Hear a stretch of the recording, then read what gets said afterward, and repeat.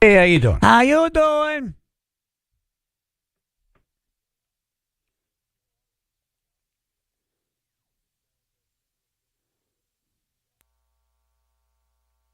All right, we got rain, an earthquake, Gino breaks another record, and Connecticut's favorite Thanksgiving dessert. Oh. So not a lot happening. Right. I mean, it's raining out. Yes. Which right now it's news. It is. Normally it's not news. Sometimes it rains, sometimes it doesn't. But we haven't had rain in a long time. Right. Here's the kicker. August 18th, we get the most rain. Yes, we did. We get enough rain for a year. Wipes out a big part of the state. And then we get no rain, nothing, until the day we have the relief concert for the people who were flooded. Right. And it rains. Yeah. Then it doesn't rain again. August. Yeah. September, October, nothing. Right. Not a drop. Till now. Okay. August, September, October. 3 months. Right. I had to do the math on my fingers. I always say too, so. And it's funny because they're still saying, so an article, officials are still concerned about fire risk. Even with this rain. Even with the rain, yeah. Yeah, because this will dry up pretty quick. Yeah. Oh, I just want to have a fire outside. Right. Johnson. I don't know, barbecue, no nothing. But, the weather is the weather. You can't control the weather. Of course. Unless you're the government. But whole nother story. Yes. It's so annoying. The only time it rained was on a concert. Right. To raise money for people who had too much rain. That was bizarre. That's like salt in the wound. That was poke in the eye. Yes, it was. I remember that was beautiful all week. And then, we're standing out there and we got a call at early night. I'm like, oh, are you kidding me? And it was just that night, just that day. The next day was sunny. Choked the life out of Mother Nature. Yep. I want to murder. That was deliberate. Then we had an earthquake in Connecticut. Yeah. An earthquake registering 2.3 magnitude struck Moodus at 7:33 p.m. last night. Moodus has a history of experiencing small to moderate earthquakes. Very bad Moodus. As well as, quote, Moodus noises. Oh. That one scares me. Moodus noises are noises in related earthquaking. Fire and police departments in East Hampton responded to a number of 911 calls from people reporting that what they thought were explosions. One firefighter said that their 911 board lit up immediately when the earthquake hit. Yeah, Facebook around like 7:30, 8 o'clock. I started seeing postings like, anybody else feel that? That is your life, isn't it? It's your news feed. Basically, it is. This is where you get information from. Yeah, quite a bit, yeah. And so last night it was Moodus, earthquake. Anybody else feel that? Yeah. Yeah. And of course, they had the map right away out and everything else. Oh, they were posting weather maps or whatever? Maps, like maps of Connecticut, and here's Moodus. Yeah. And who are they? Who are these people posting these things? Just randoms. Just randoms I'm friends with, apparently. But yeah, we had one over. It was early in the week. Then we had one. We had one in Stanford. Right. Stanford was like what, Monday or Tuesday. There was like one like Friday. So they're happening more frequent now, more more often rather, and they seem to be getting larger. Like the last one was 1.4. This is now 2.3. Is like gearing up for a big one. I mean, you always see it in the movies, Oklahoma dust. Then there's that. That's where you get your information from. Yep. Sometimes it's accurate. Gino Auriemma breaks all-time wins record by college head coach. Man, that's something. The number 2 Huskies beat Farley Dickinson University 85-41, giving Auriemma the record. That's not even close. You're not even. That's a shellacking. It's a shellacking. Yep. Both Coach Auriemma and associate head coach Chris Daly were honored for their 40th anniversary. A ceremony was set up 6:30. It was streamed on the UConn women's basketball Facebook page. More than 60 alums who played for REM and daily attended the Gamble Pavilion event in stores, including future Hall of Famers Diana Taurasi and Sue Bird. Cool. What did I say to him one time? And he got all fired up. You had asked them because they were on like this incredible win streak, and then they lost in the Final Four. And you had asked them, like, when you have a season like this, like, you know, do people get mad? He goes, no, seriously. I mean, like, what happened? Guys, like, they weren't ready. They, freshmen were. I said, you're right. I'm like, dude, we lost at the Final Four in a buzzer beater in overtime. You're kidding me. Right. And that's when I realized, these people are, and 1% of the population is completely out of their mind. That's higher than that. It's higher than that. And some of them have and I'm your cell being phone. generous. I'm being generous with the 1%. So people say, the only thing worse than losing? Winning all the time. That should be a T-shirt. The flip side is, when somebody starts to criticize you when you don't win, you go, yo, kiss my ass. I got 11 national championships. That's another T-shirt. Yo, kiss my ass. Say it like it is. I love got it. 11. That was 11. How many does he have now? Still 11. Oh, it's still 11. I love Okay. the honesty, though. Let it out. That's a T-shirt. Yo, kiss my ass. Yeah. On the front. Right. And then on the back, I have 11 national championships. Exactly. Whenever he retires, that's the shirt. That's the shirt. That's the shirt. The internet loves to do polls. They did a poll. Every state's favorite Thanksgiving dessert Okay. is pie. And in Connecticut, it's pumpkin pie. Do we agree? Disagree? I love a good pumpkin pie, but honestly, a better pie is pecan. Yeah. It is the better pie. It is. Yeah. It's got 3 times the amount of sugar, but it is a better pie. Oh, yeah. It's nothing good for you at all, but a dollop of Cool Whip on that, you're good. Perfect. I'm never mad about pumpkin pie. Pumpkin pie, yes, that's my second. I was late to that party. I don't think it's something that kids eat, Like, I never liked it when I was a kid. I was Oh, like, really? yuck, adult food. Right.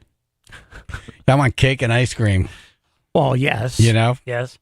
But as I got older, I'm like, hey, this pumpkin thing, not too bad. Yeah. I think pumpkin cheesecake is better, but I'm not mad That's about really pumpkin good. pie. Pumpkin cheesecake. Yeah, I like the traditional pumpkin pie. Like a nice, dense one, Oh, You can't have it dry. Once it cracks on the top, Yeah. yeah. no good. Yep. And it's got to have the right topping on it. Cool Whip. That's Cool it. Whip. I Yep. think so. I Yep. think that's the only thing to put on top. Not Ready Whip, no ice cream, Cool Whip. What's the difference between Ready Whip and Cool Whip? Ready Whip is more fluffy. Is that in the can? Yeah. It's Yeah. It sprays on, yeah. Whereas Anything that can live inside of a can. I Right. don't know if I want to just like Cool Whip, I on don't top know. of my dessert. I don't know what Cool Whip is made out of, but it tastes delicious. Just as bad, Yeah. but it's in a plastic tub, so it seems almost like grandma made it. And you get a big old spoon, you'll blep. Cool Whip is like if ice cream tried to be whipped cream, Yes. and then you drizzle like a little caramel or something on top of that. Oh, Perfect. Perfect. nice. Oh my God, I'm ready for the sugar coma. Ruth, do you eat pumpkin pie? Can you even have dessert? What do we do? What do you have? Like She's the marbles? She's the pumpkin. You could get vegan pies. Ugh. Yeah. They make them at Edge of the Woods. They're really good. Jesus. What is there in a pumpkin pie that's not vegan? The butter. You should have a vegan Milk. like Thanksgiving dinner next week. What, a bunch of sticks? All vegan. I know Dave's coming on Wednesday. I don't want to screw with that. Any twigs? But like Tuesday should be vegan Thanksgiving. Pass You're the pine. on. You're on. And we'll see what we like. Pass the pine cone. They could be very surprised. Pass the pine cone. I'll have some more bark, please. Oh yeah, this fake turkey is Yeah. Chewy. yummy. Tofurkey. Chaz and AJ. Hello. Hey, come on, you're on the air. You got the whole state listening. What do you want? Okay, let's get moving here. All right. It's John from Shelton. Hey, listen, back in the day, Oronoke Orchards, the apple crumb pie. You're absolutely right. I'm not Are they big on still apple. open? That's a good question. I live right around the corner. I'm not really sure. All right, let's put a list together real quick right now. 203-882-9757. Where do you go to get the best Thanksgiving pie. Nice. All right? Yep. And there are different spots throughout the state. This is not like you can only go to this one place. Right. Is the Oronoque place still open? I went there as a kid. Yeah. All right. 203-882-9757. Thank you, John. That's a good one. Where do we go for the best pies? Stop and shop. Oronoque Farms and Bakery. Looks like they are still open. Route 110, Shelton? And they make their own ice cream, it says. Oh. Oh. Apple cider donuts. Oh. Yes. Oh, Jesus. I've been craving apple cider lately. Leavenworth Road, Shelton. Leavenworth? Leavenworth. Huh. Yeah, I'm not big on apple. I don't know why. That is Route 110. Yeah. Oh, and there's a warning here. So they have all their pies listed, and they said if you purchase it before Tuesday, it will be soggy on Thanksgiving. Oh. That's pretty good. I like that. That's a very good technique, yes. Chaz and AJ. Good morning, everybody. Rogers Orchard. We go up there for our apple pies. Delicious. Where is that? It's in Southington. Rogers Orchard. Yep, Yeah. up on the mountain.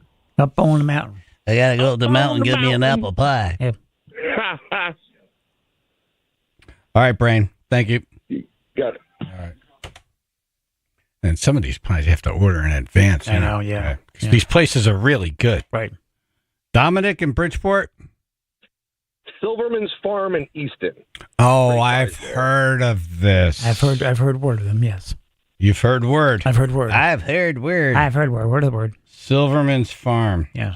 I think I know one of the family members. Oh, cool. Who's moved off to, he has a farm in Torrington now.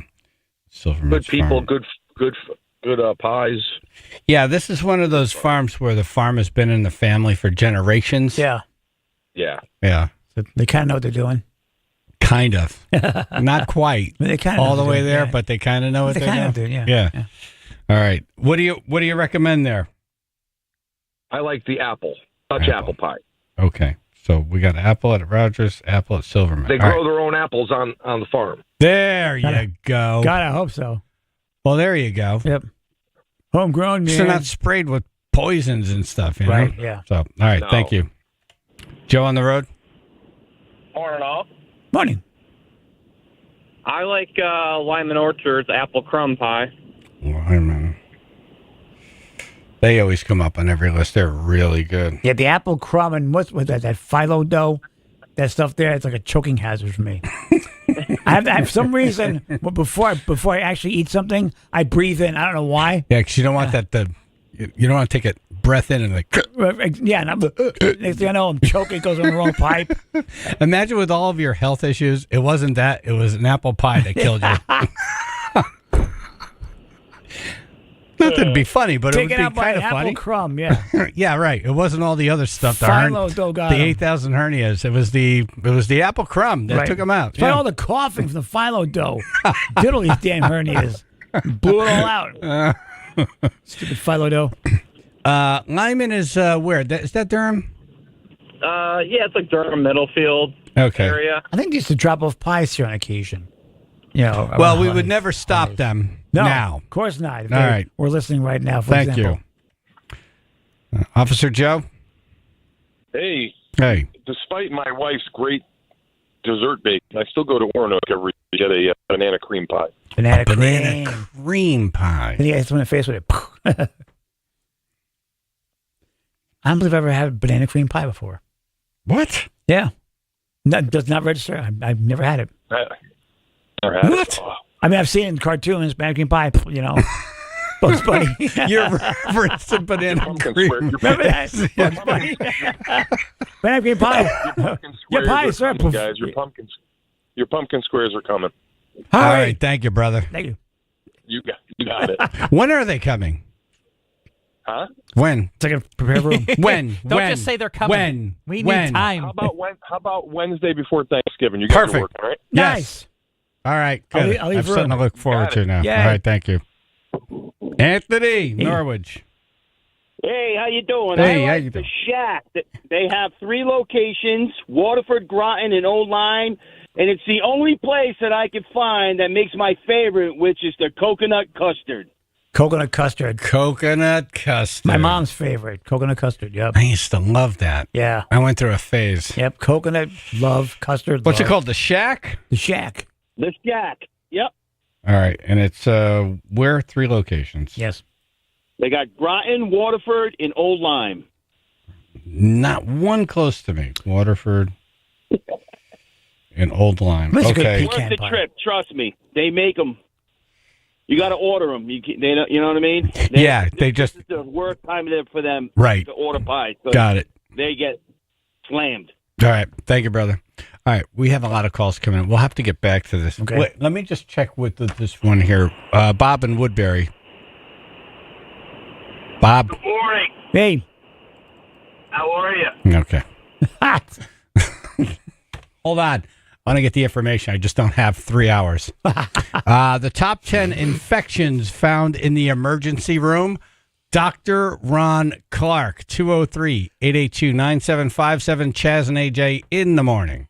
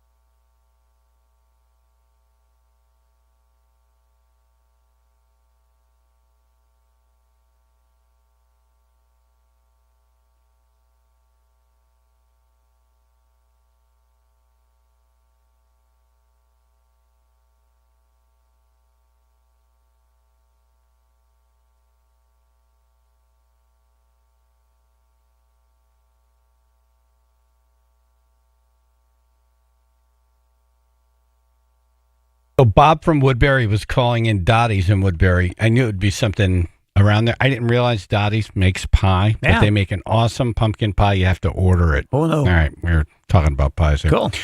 Before the song. 99.1 PLR, Chaz and AJ in the morning.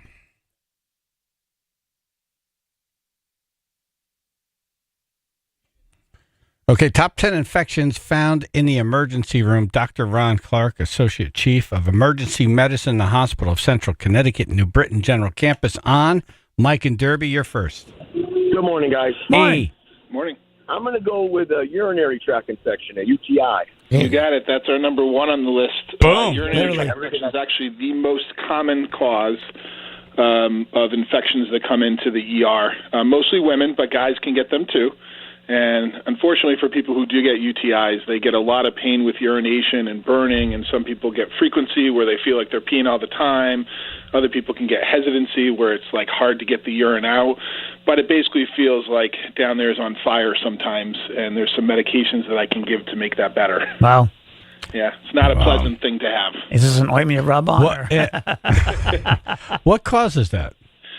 So you usually get bacteria from your skin that gets up into there. That's why women are more common by far than men to get urine infections. And then usually it's E. coli, although there's other ones that cause UTIs as well.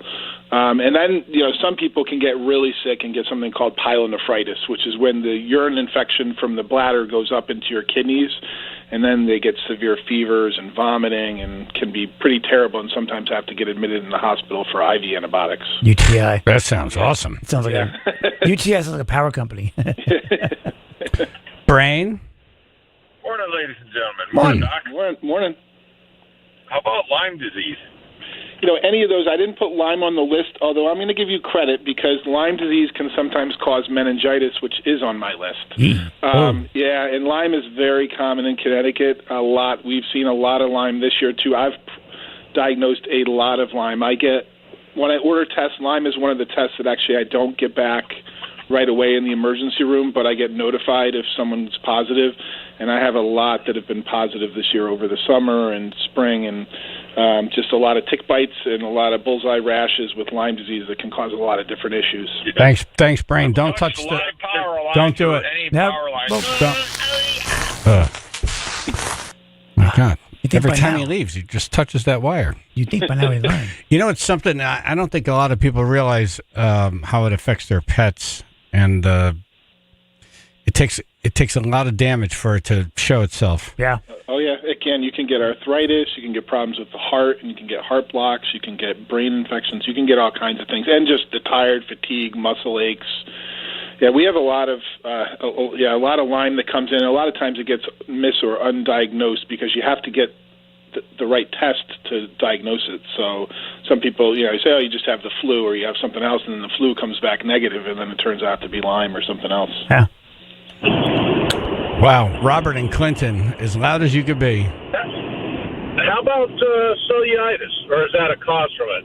No, cellulitis is on the list. So, Thank you, Robert. Cellulitis is a skin infection, and cellulitis is very common in the ER. You can have redness and warmth of your skin.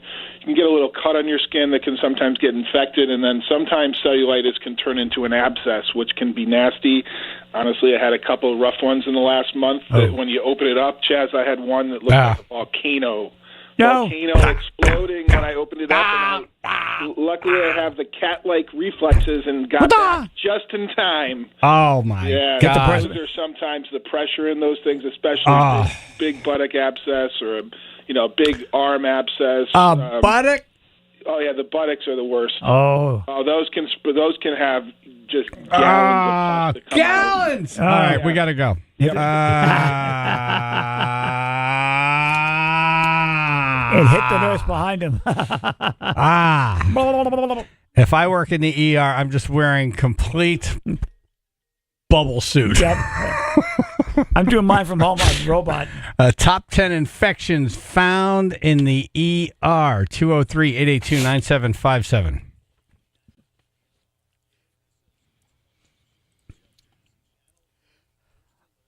We got a lot going on today. Rain, heavy times, maybe some minor afternoon coastal flooding, wind gusts of 20 to 30 miles an hour, some snow tonight in the hills, low 50s, 48 now Woodbridge. And yeah, with that rain, we do have a couple accidents reported. 95 southbound in Greenwich right now. The right lane is blocked right around exit 4. That's because of a tractor trailer involved in an accident there. It looks like the right and center lanes may actually be impacted here. So I know it's in Greenwich, but we're going to back up very quickly here, 95 southbound, especially going through Bridgeport because of this accident. This traffic report brought to you by Compassion International. Compassion sponsorship means food, healthcare, education, and more for a child in poverty. And there are thousands of kids who've been waiting over a year. And their wait. Sponsor a child with compassion today. Text the word radio to 83393. That's your Chaz and AJ Connecticut Lottery traffic.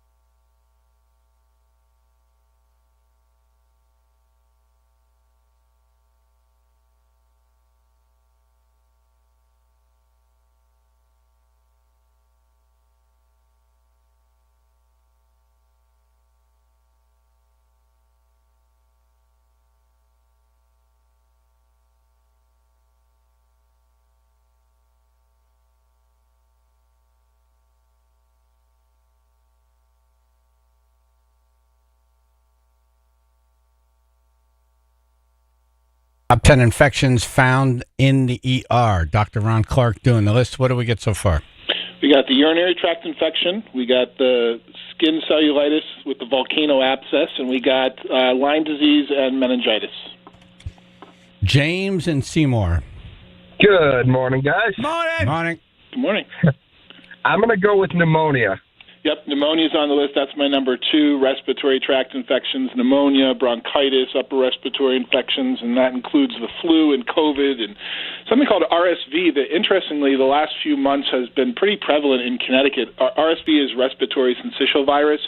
When I was training, 20-something years ago, that was really like a kid's disease, and now there's a lot of adults that are coming in with it and older people who have respiratory distress, body aches, kind of like the flu, but then their flu and COVID is negative, and we check for something called RSV, which has been positive, which is another virus. But, yeah, the pneumonia and the respiratory stuff are very common, and, the ERs are starting to get full with people with all the respiratory ailments. Oh, yeah. Last I was in the ER, folks were honking like crazy, like a bunch of geese landing. Oh, yeah. I had my shirt pulled over my face. I like cornholio. Fish nipples. Good morning, everybody. Morning. Morning. I'm going to go with a staph infection. Oh, the whole staff? The staph infection I put under the cellulitis one that the other person got, and in Connecticut, staph is common, something called MRSA, which is the methicillin-resistant Staph aureus. MRSA is the ones that cause the big abscesses from staph infections, like I was alluding to when the volcano erupted. Oh, okay. Well, God bless you guys up there. Yeah, thanks. Thank you. MRSA, that's it. I call it MRSA. Menza. I call it Menza. Menza. I got the Menza. Wow, you're a genius. Bunch of smart people. Not quite the same as the MRSA. That MRSA can wipe out a whole floor, right, of elderly. Oh, yeah. The MRSA is very common, and, there's only certain antibiotics that can kill that. The regular ones that we use don't always work, and there's only certain antibiotics that will work against MRSA. So some people have a MRSA skin infection, it's just not getting better, and then they don't realize it's MRSA until it's tested, and then we switch antibiotics, and then they get better. Ellen in Oxford. Chest pain. What about chest pain? Anybody say that? That's an infection? You can get chest pain from respiratory infections from pneumonia and stuff. All right, Alan. Confirmed. Thank you. 10-4. Michelle in Hamden. Hi, good morning. How about C. diff? C. diff is on the list. I'm going to put that under my gastrointestinal infections. So for people that don't know what C. diff is, that's Clostridium difficile. It's a bacteria that we all have in our intestines. Oh. And people who are on antibiotics for other things, say you have a throat infection or something else, some people can get C. diff where the antibiotic kills off whatever infection you have, but it also kills off the good bacteria in your intestine. Oh. So you're only left with the bad bacteria, which is C. diff. And C. diff smells really, really, really bad, Chaz. Really bad. Like, everyone knows C. diff when it comes in. Usually their blood is pouring out fluid. Blood is pouring out of what? Out of the hiney? Out of their bottom. Wow. Yeah, they get, sometimes it's so bad they have to get a rectal tube where we put a tube up their bottom to kind of control the amount of fluid that comes out. With a valve on it? Right. Yeah, it's literally called a rectal tube. Oh. And but C. diff is bad. There's a lot of GI infections that come in. Some are bacterial and some are viral. The bacterial ones can be very serious, need antibiotics, and can lead to colitis and a lot of problems. But yeah, no, the gastrointestinal is definitely on the list. That's why I clear mine every day. All right, Michelle, thank you. Mike in Patchogue, New York. Hey, guys. Yay. How about sepsis? Yeah, sepsis, I'm going to give you credit for that one because bacteremia is on the list. Bacteremia is the bacteria in the blood, and that can lead to sepsis. So you can have an infection somewhere that goes into your blood.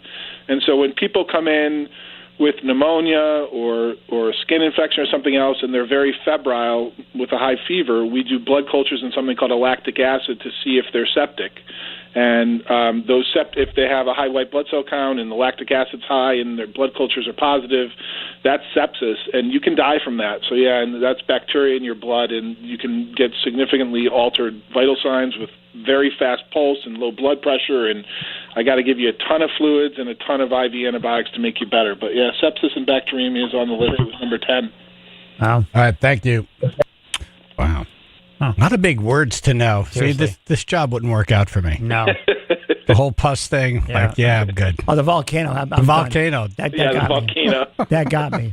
You got to have a good stomach. You have to be able to smell disgusting things, see disgusting things, and have people yell at you all the time. Right. Really? Right, because they're in bad, they're in pain or whatever. So Yeah, With you that got to have volcano. really thick skin to be an ER doctor or nurse or tech or any of the people in the ER. Yeah. Have you ever vomited on someone? I would. I have not. I've come close a couple times. So, I've seen some pretty disgusting. As I said, the abscesses are tough.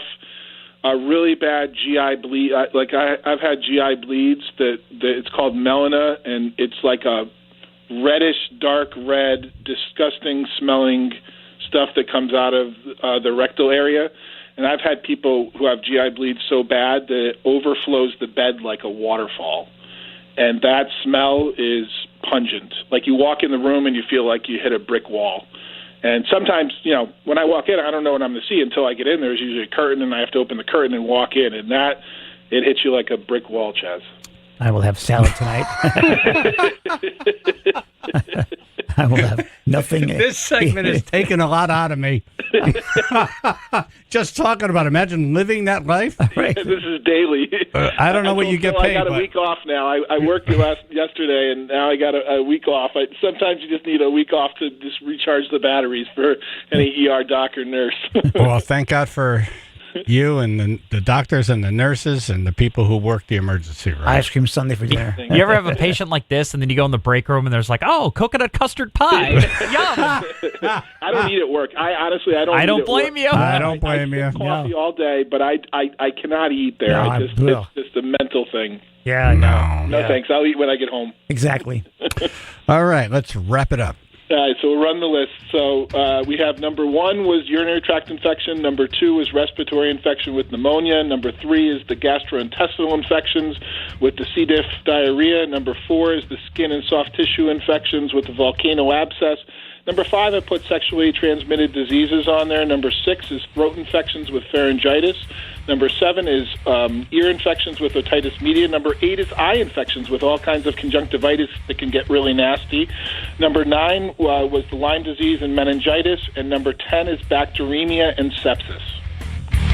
Dr. Ron Clark, Associate Chief of Medicine, Emergency Medicine at the Hospital of Central Connecticut, New Britain General Campus, and author of Surviving the Emergency Room, available on Amazon. Thank you, sir. Thank you. All right, you guys have a great day and wash your hands. Yes, yes. Yes.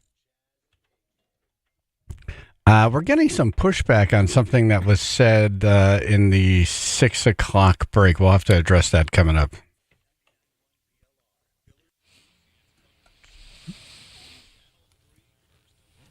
So today, rain, heavy times, maybe some minor afternoon coastal flooding. Wind gusts of 20 to 30 miles an hour. I'm still thinking of volcano. So snow tight in the hills, low 50s, 48 West Haven. Unfortunately, with this rain, we do have some accidents already this morning. 95 southbound right now, big one in Greenwich. This is right at exit 4. It's blocking the right lane, but it might also be impacting the center lane. Tractor trailer involved in this accident, so it's causing some pretty hefty delays. Significant, at least, because 95 southbound, usually in Bridgeport, we're looking at some minor delays. They're definitely busier than normal right now. On the Merritt Parkway, I'm not seeing any accidents reported there, but we do have heavy stop-and-go traffic starting in Trumbull at exit 49, moving through to Fairfield. This traffic report is brought to you by Compassion International. Every day a child in poverty waits for a sponsor is another day of hopelessness. There are thousands of kids waiting over a year, and their wait. Sponsor a child with compassion today. Text the word radio to 83393. That's your Chaz and AJ Connecticut Lottery traffic.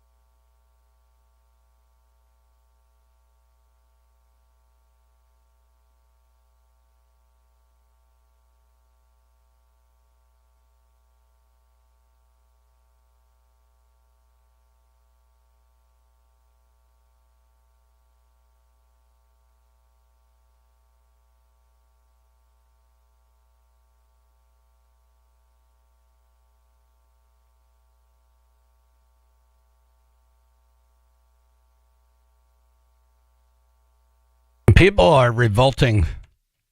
They stink on ice. Not happy with something you said a few times in the 6 o'clock break. Wow, what I say? You said you don't like apple pie. I don't. Yeah, I'm not big on apple. I don't know why. Yeah, I never was. You're not big on apple? No. You know what it is? It's like the dough is usually like. What's more American than apple pie? Oh, all baseball, hot dogs, and apple pie. Exactly right. I love all not that big on stuff. apple. I don't know why. Yeah. That's okay. They don't need me. The pie doesn't need me. The apple pie makers go, well, how do you not like apple pie? You know what it is? Either it's slimy in the inside, or like sometimes they overcook it. It's mushy, or sometimes it's not cooked enough and it's crunchy. You haven't had a good apple pie then? Yeah, I've had many apple pies throughout the years. You're not big on apple. I don't know why. And I even remember the Drake's the Hostess fruit pies. You can't even those bring that into the conversation. I'm just saying, even those. That's a bunch of chemicals in the lab. Even those as a kid, made to look like something that was grown on Earth. If apple pie is there and there's pumpkin pie and other pies, I'll go the other pies. You're not big on apple. I don't know why. For me, apple is like the last resort. The last resort. Yeah. You should do a song, The Last Resort. Right. But apple pie. It's the last resort. It's like I just. This is my last resort. You're not big on apple. I don't know why. Pumpkin, coconut.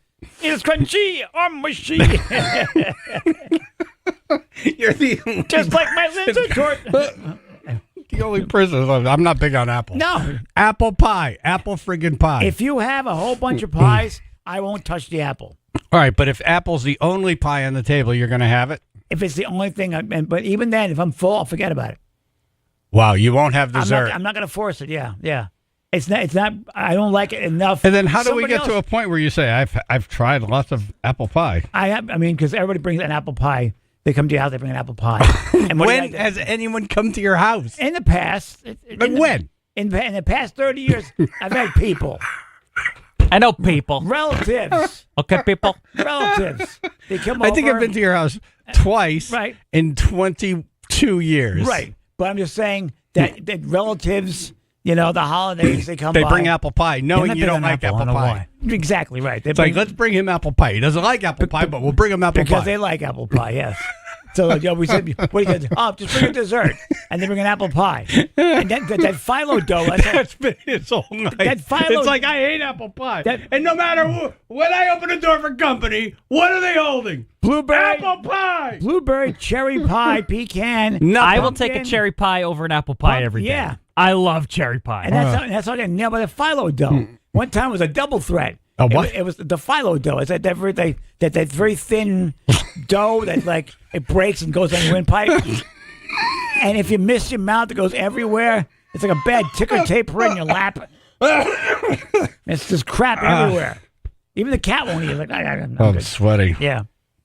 Oh my God. I'm just saying. I like apple pie. Those who like apple pie, enjoy it with my blessings. I don't want it. You're not big on apple. I don't know why. Wow. So weird. Thank you. I feel like we need some apple pie now.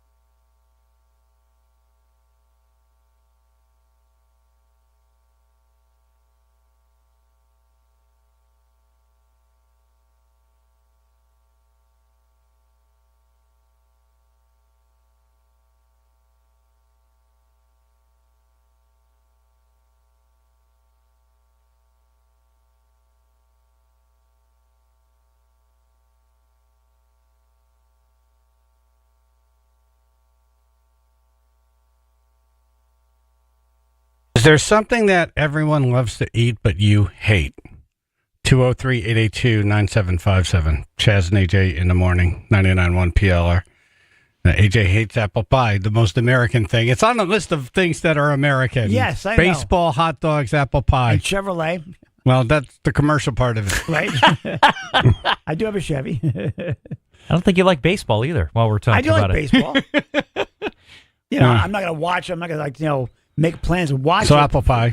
Apple pie, yeah. Yeah. Yeah. I mean, I like apple crisp, but not apple pie. That's weird. Yeah. Something gets lost in translation there. Mayonnaise. I hate it. Oh, Mayonnaise. yeah, right. Remember that? I'm like, how? People are like, mayo. oh, I can't even eat a sandwich without mayonnaise. Dude. I'm like, I'll take all of them. Extra Yeah. mayonnaise on my sandwich, man.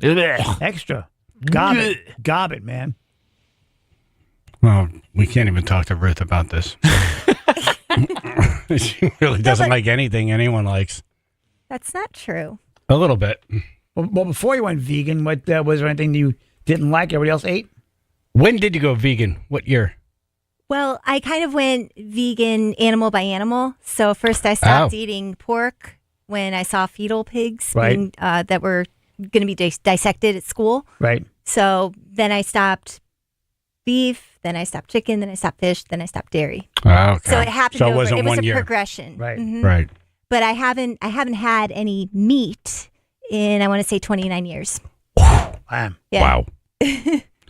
Chaz and AJ. Hey, I got a good one for you. Am I live right now? Yes. Okay. If everybody knows me that's listening, I like a lot of mayonnaise on my meatball grinder. That's Mayonnaise. On a meatball grinder. weird. Wow, that's interesting. That has to hold it. So there's hold sauce it. That and- must be a bad meatball grinder if you need to put mayonnaise on it. Why aren't you putting gotta cheese try on it? I mean, I don't really like cheese unless it's on pizza. I'm weird, man. I'm telling you, but if you got to try it, it's delicious. So the meatballs have sauce on them. Yes. And you correct. put mayonnaise. Marinara. Yeah. All right, so no cheese. So you're replacing the cheese with mayonnaise? Right. Yes, a disgusting amount of mayonnaise. That is what I tell the people every time I go. Like AJ's down in Milford, Nardelli's, everywhere I go, all the guys I work with, they all say the same damn thing. Like, what is wrong with you? I'll try anything really once. Nah, Except for I'm apple good on pie. that I would taste that. No, I've had enough. I'm good. It's good. All right. I've suffered through it. What's your name? My name's Rob. I'm on the road. Everybody knows me. They know my voice. But Yep. listen, God bless you All right, guys, well, man. I I love knew the you show. would. Take it easy. All right, all thank you. All right. Drop the gross meatball guy. Enjoy your lunch. Right. Yeah. I'm not big on apple. I don't know why. I'm not. Mayonnaise Rob. Mayo Rob. Rob Mayo. Ah. Johnny in Southington. Hey, good morning, guys. Hey. Morning. I didn't really quite have one for this segment, but I do want to point out I'm kind of with AJ. I do not like apple pie. Thank you. What the hell is going on with this country? It's not for everybody. Listen. I know I'm the bad one in this situation. Like I'll totally accept it. I love any other. I'm just not a big fruit pie to begin. I'm not a big fruit pie person to begin with. So, but like apple pie, I just don't like the consistency of it. Yeah. Don't like it. Yeah. Oh, man. Yeah. It's like it's in the larval stage. It's like the texture. Like it's not done yet. We don't even like apple pie in this country anymore. What the hell happened? All right, thank you for calling. Field trip ends abruptly for a Connecticut school. Plus, we're going to be putting someone in the running in the 7 o'clock hour to see Metallica in Nashville.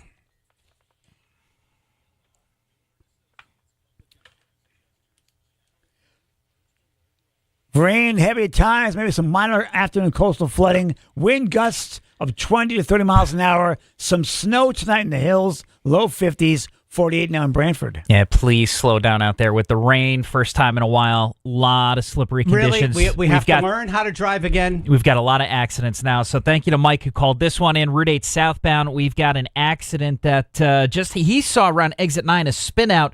Guy hit the guardrail, now is up on his side off to the sort of emergency lane there, blocking the shoulder. And then around exit 12, Route 8 southbound as well. There's now an accident that's blocking the left lane, possibly from that same traffic. 2 cars involved there. In Greenwich, still dealing with that tractor-trailer accident. That's blocking the right lane around exit 4, leading to very heavy delays heading 95 southbound through Bridgeport even. This traffic report is brought to you by Medicare.gov. Medicare plans change from one year to the next, and this year it's important to compare all your options during Medicare open enrollment. Visit Medicare.gov. Open enrollment ends December 7th, paid for by the U.S. Department of Health and Human Services. That's your Chaz and AJ, Connecticut Lottery Traffic. Arts, TV, and appliance. Love. It is kitchen season. Yes. Football games, Thanksgiving, food, apple pie. Yes, or cherry. Christmas, Hanukkah. Yep. The season of family celebrations. Go to Arts, TV, and appliance. Do it.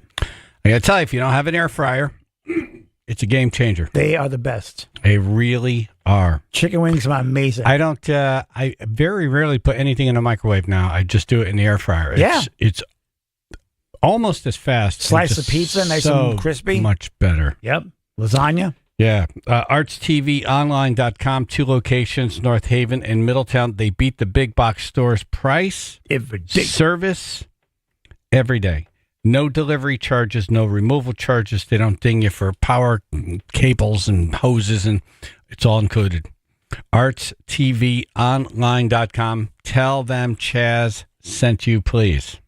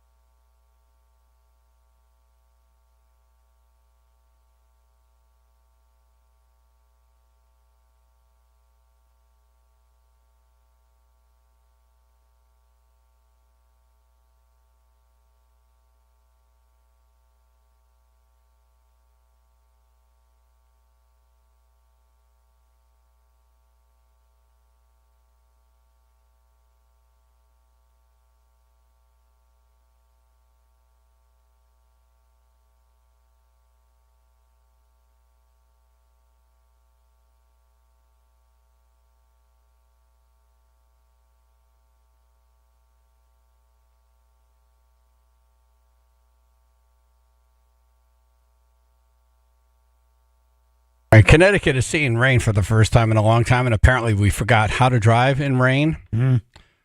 But really the big story this morning, if you're just waking up, anti-patriotism breaking out in Connecticut as people come forward to say they don't like apple pie. Yeah. You're not big on apple. I don't know why.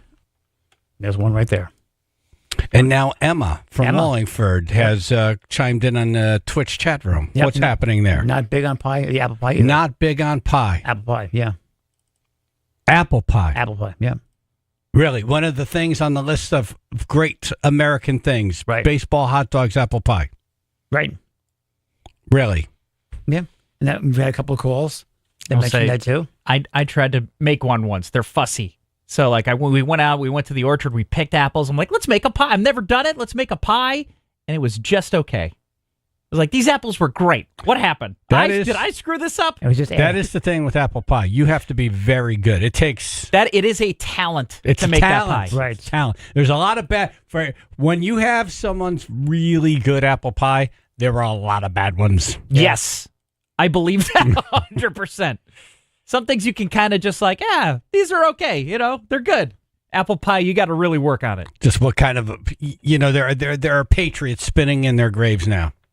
Why didn't like pie? Like apple pie. What happened to this country I fought and died for? I think cherry pie is more American, to be honest with you. Why? Because of George Washington? Yes. Why? He cut down a friggin' cherry tree because and then he wanted cherries. Owned up to it? He did. Who else he didn't have any brothers and sisters? Right? I don't know. No, but, I have no idea. There was no one else that was going to get blamed for the cherry tree. Yeah. Of course he's going to say, I did it. Yeah, Bobby Washington. He was standing there with an axe in his hand. Right. And he could not tell a lie. But obviously he wanted cherries so bad he chopped the tree down. Lance. Good morning. Good morning. How you doing? Hey. So things that I like that other people can't stand. I love egg salad. I love tuna fish. But when you combine the two, it's next level. Oh, tuna egg? Yeah. It's good stuff. Yeah. And lots of protein. And it's got to be warm. It can't be cold. It's got to be warm. I had something last night I didn't think I was going to like, but I liked it. Yeah. It was tuna fish mixed in with macaroni and cheese. Okay. Yes. It's kind of like a tuna casserole, but then you threw macaroni in there. Right. And I'm like, all right, this looks gross, but I'll try it. In moderation, it's good. Because my mom was on that kick for a while. We ate it way too often. Yeah. And now I'm out. I'm out. I got to give it a try. Listen, you guys have a happy Thanksgiving. Thank you. You too. It also depends on... Meow. It all depends on the year. You're turning into a cat. No, I am. Meow. A little sweat. Kelly in Stratford. Good morning, everyone. Hello. All right, so not only do I hate apple pie, but I hate all pie, any kind of fruit whatsoever. I wouldn't eat a piece of fruit if you paid me. Okay, what about Boston cream pie? No. Anything sweet, I won't like it. So I no don't like all right, dessert. then you're not I a don't even dessert like person. It's that you don't like No. pie. It's not that you don't like pie. It's you're not a dessert person. So you don't like ice cream. But mince or I rhubarb. love ice cream. I'll eat ice cream, and Okay. I'll eat like chocolate chip cookies. Okay. Carrot cake?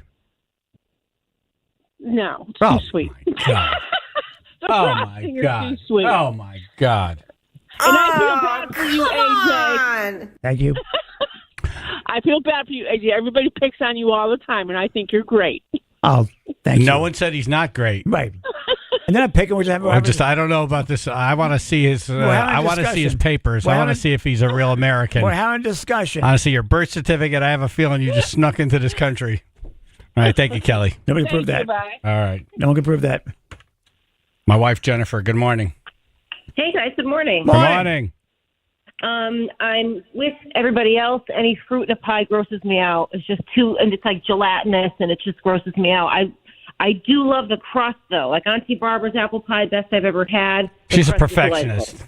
delightful. She can make anything. Yeah. She can make a shoe pie. Right. And it'll be good. Best shoe ever. It's so pretty. It's even pretty. You don't even want to slice it. It's really But the one perfection. thing- Isn't that the name of the pie that the Amish make? Shoe pie? Shoe fly pie. Shoe fly pie. Shoe fly pie. What was that? Can make a shoe What was pie. that cow pie? The one thing that I cannot eat is really grosses me out. It reminds me of just being a nurse. It's like if you see a coconut custard pie, you know how there's this dried. Stop! I don't want to. No, shaving. don't ruin it for me. Wait. No, stop. You have to listen. I have to listen to your gross stuff. So it looks like skin shavings. Oh, and to Jennifer. touch back Flakings. to Flakings. Listen, to touch back to Dr. Clark's list, when you have resolving cellulitis in a leg, it looks like either cornflakes or coconut shavings. Why are you doing this? So no toasted almond ice cream for you. So every time I see that, Wow, okay. You know, I was nice to you when you called in. you were nice to me. You're always nice to me. Mostly. Goodbye. They like what they like. Love you, bye. Love you, bye. Ruining my coconut custard. Al in the shed. Hey, good morning, everybody. Morning. Hi, AJ. What about cinnamon apple pie? You gotta love cinnamon apple pie. Hi, Al. No, I don't. I'm not really huge on cinnamon. Cinnabuns, yes. Cinnamon. Cinnamon otherwise. You are weird. Thank you. Appreciate that. Hi, Al. I mean, cinnamon, cinnamon rolls are awesome. Anyways, though, custard pie is my favorite, though. All right. Anyway, guys. Hi, Al. My recliner. Bye. All right. Hey, are you bringing the recliner to the toy drive? No. All right, we're going to build you a shed. Yes. I heard. Yeah. I'll be there. I think my wife and my ex is coming, too. Oh, very good. Nice. All right. All right. Hi, Ruth. Hi, Al. Not the kid. Cindy, Long Island. Good morning, everybody. Morning. Hello. Actually, Jennifer didn't ruin the pumpkin or the coconut. I still like it, no matter what it looks like. Yeah. But apple pie, is always the last in the line. Peach pie is definitely kind of gross, too.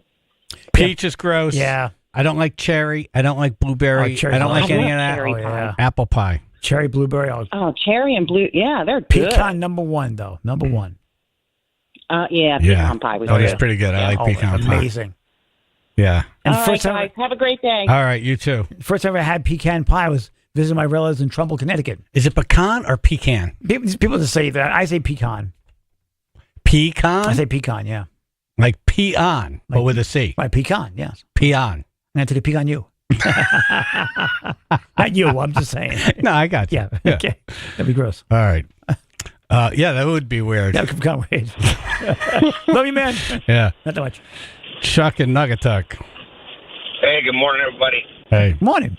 Where it's snack for me growing up since like the early 70s, peanut butter and cheese. Peanut butter who? Cheese? Cheese. Cheese, peanut butter and cheese. What kind of cheese? Cheese. American cheese, white cheese, yellow cheese, whatever. Cheese on apple's delicious. I'll eat that. Raw apple with sliced cheese on top? Started out in like around 1975 when I was going to Park Rec as a kid.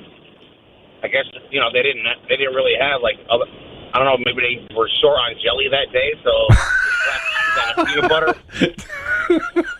And ever since then, I was hooked on peanut butter and cheese. Nice. They ran out of jelly at the parking wreck, and now he's hooked on peanut butter and cheese. Yeah, they call it the Colton Clogger. Yep. Wow. Peanut butter, All right, like guys, white, love you. American Love the cheese? show. American cheese. Yeah. White, American cheese, baby. white or yellow? Either or. Yep. Huh. Okay. I'll even throw some pepper jack on there if needed. Nice. Really? Nice. Pepper jack's awesome, though. Trying to picture it. All right. Thank you, Chris. I don't. Again, I'll try anything, really. I'll try it once. There's been a lot of things that have happened in this country, but I feel like today is a mile marker for just this country coming apart. Oh. People coming out against apple pie right before Thanksgiving. There are so many great pies out there that are very American. Emma. Stay away from the apple pie. It's bad. Yeah, I'm not big on It's apple. not bad. Huh? It's not bad. No, it's not. How about mincemeat pie? You want to talk about gross? Whoever did that should be just fired out into space. That's basically empanada. Yeah. Yeah, just give me the empanada. Yeah. It's way better that way. Yeah. Deep fry that sucker. Yeah. That's bad. That is bad. But do you remember having cheese on pie? I remember that there was that whole, they melt some Like cheese that? on pie, yeah. No. Yeah. They would take a slice of cheddar and put it on the pie, and for the life of me, I can't think of what we Why do called I it. remember like a commercial with that? Yeah. Some old file just opened up in my brain. I'm like, there's some old commercial with cheese on top of a pie. If you have a house with more than one bathroom, go for that.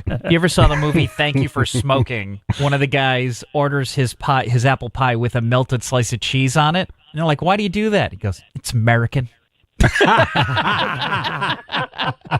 That's David Keckner. Okay. All right. Thank you, Emma. Thanks. Caroline, Long Island. Hey, good morning, guys. Good morning. Hey, how are you? Love you guys. I'm from Miller Place, Long Island. Miller Originally Place? from Nassau, but Right back. Hey, I love you I guys. used to live Mount Sinai, right on Pipe Stave Hollow Road, where one side of the road is Mount Sinai, the other side is Miller Place. Portrait Village over Oh here. my God, that's so funny. Yeah. That's so funny. I grew up in Nassau. I had no idea what Miller Place was 20 years ago. But anyway, so about the pie situation, Jennifer didn't ruin anything for me. I absolutely love coconut custard, so that's hands down. But I will say about apple pie, I wasn't a big apple pie lover until years ago when I lived in Philadelphia. My friend said, let's go to this place. It was called More Than Just Ice Cream. It was in Philadelphia on, Pine Street or something. And she said, you have to try it. But it was apple pie a la mode. You have to have the It needs vanilla to be ice pimped cream out. on it and warm. It needs ice cream, yeah. You have to pimp Exactly. it So that's the only way I'll eat the apple pie. And I make apple pie, but the only way I eat it is if I put some vanilla ice cream on it. Otherwise, my kids love it. So that's the pie situation. And also, my sister makes the best pecan pie. Nice. Pecan, AJ, not pecan. Pecan. From Long Island. Right. And my grandmother made the best lemon meringue pie. I miss that so much. No one makes that. Yeah, Like, meringue. yeah. Amazing. With the inside someone's- I might like that when I'm 90. With the inside someone's tissue. Oh my God, it's so good. I mean, she makes the fluff. It was wonderful. I'll Anyway, never. Now when I'm 90, I won't even have it. Thanks to you. What, lemon meringue? You don't like it? Yeah, Oh, no. all AJ right. just said something that. I totally killed it. Yeah. Yeah, no one makes it anymore. But I mean, I always look forward to my sister's pecan. I always say you better be making the coconut custard, and I bring the apple. That does feel like, but I'm not a big- maybe the country was in war and we were like, well, we're out of good things to make pie out of. Right. What can we make a pie out of? Right. Hey, we got some lemons over here. Okay, let's go for it. We'll call it meringue. Yeah. Right. We'll put meringue at the no end one of it. makes that anymore. I know. All right. All good stuff, though. Thank you, Well, Caroline. happy Thanksgiving, guys. Yeah, happy Thanksgiving. Hey, guys. you too. Yes.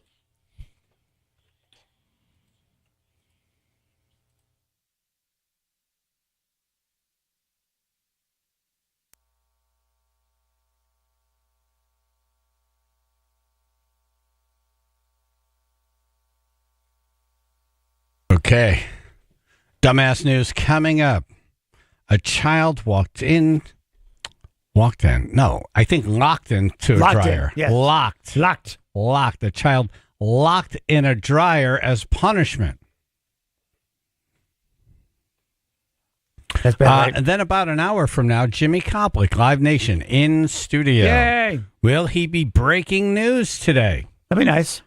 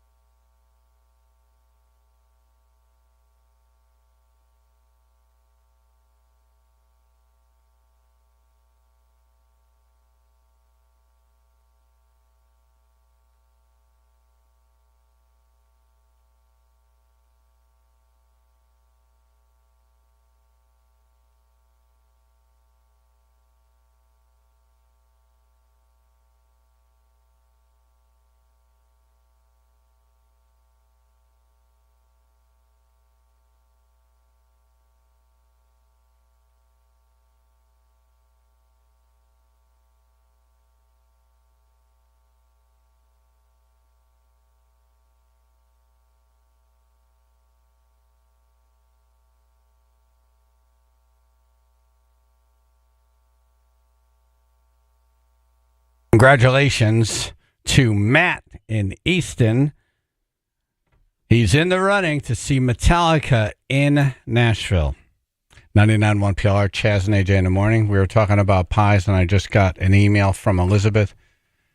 My brother called me un-American because I get sick eating bacon. Oh, I love pork chops, ribs, pork loin, etc. My stomach cannot handle the bacon grease. Oh, I'll take a portion. I think it's anti-American to not like apple pie. Oh, well, tough. Agreed. She says, I make an apple pie that's the bomb. Has a crumb topping. Whenever I make it, not a crumb left. Yeah, I'm not big on apple. I don't know why. Yeah. What is wrong with you, AJ? Just toss the whole thing in the garbage, or? Okay.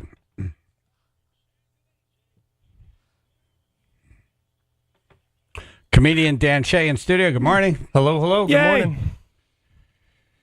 Apple pie is delicious. Oh, see? They don't need me.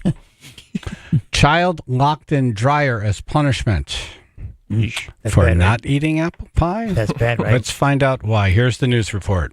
3 people are behind bars for locking a 6-year-old inside a dryer and turning it on. Behind bars? What country? Right. 2024 America, another sign this country's going down the tubes. Right. We don't like apple pie, and you can't throw a kid in a dryer as a joke. What's this world coming They to? turned it on.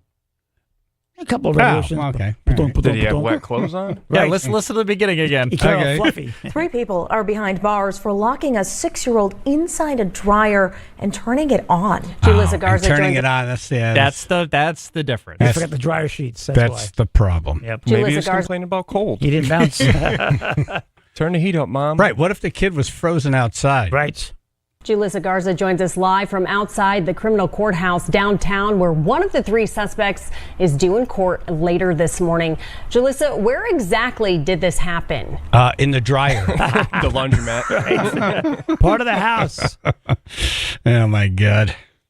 Well, according to the Harris County Constable Precinct 4 office, this happened at a washateria on Kirkendall. Deputies say when they got to the washateria, they found the 6-year-old crying and shaking. Deputies also say they learned the child was upset after losing a bag of chips, and as punishment was placed inside the dryer. Wait, Now, hold on. They lost chips. Justifiable. Well, I think Dan was onto something. The kid was shaking. Right. You know, clearly still cold. Right. Altruistic. Like they were just being good parents. Or dizzy. Trying to defrost the child. Right, exactly. Defrost them quick. I've never heard of a washaterium either. Seriously. Isn't it a laundromat? Right. Like, When you dance during it? it sounds like a Harry Potter thing. I think we need labels now on these machines. Do not put children in dryer. Not intended for child. And turn on. Right.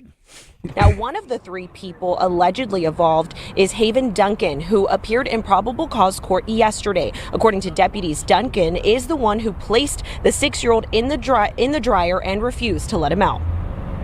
They go and get the video from the washateria, and in the video, who's this?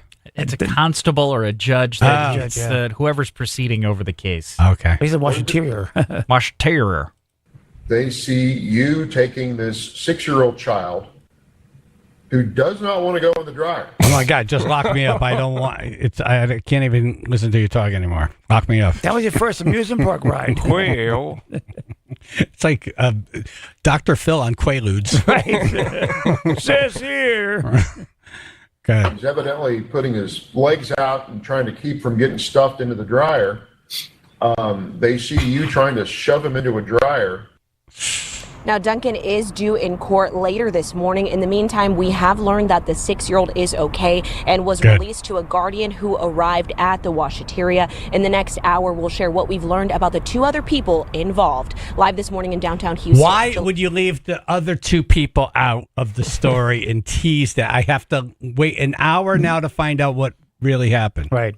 Is it Duncan? I want to stick her in a dryer. Is it Duncan or stuff him? Probably parents, right? You can't do anything now with these kids. God's sake. Horrible. Did they use dryer sheets or did he come out wrinkled? Did he bounce? His hair's all... There's a sock stuck to the kid. I'm kidding. Right. The parents are and they didn't even identify them as the parents. No, I think they're like four people in charge of watching the kids. Okay. Yeah. The kid lost a bag of chips. Yeah. That's probably like their snack. Sounds like a big sibling energy. Yeah, if it was like one of those the really large bags like Doritos Cool Ranch, yeah, no, you going in. That might be why they're not mentioning the other two people. Right. Maybe they're not over 18 or 16 or whatever the age is. Except for stuff them. Live this morning in downtown Houston, Jalissa Garza, KHOU 11 News. Jalissa, glad that child's okay. Probably incredibly traumatizing. Of course. Oh, stop, of course. He'll be fine. He's 6. Traumatized life from now on. Clearly, these are not people from the 70s. No. Seriously. Oh, my we did God. We were bored. I've been stuffed in a dryer, stuffed in a locker. Yeah. Right. Many places. My head pushed underwater in the pool. Yep. That was called life.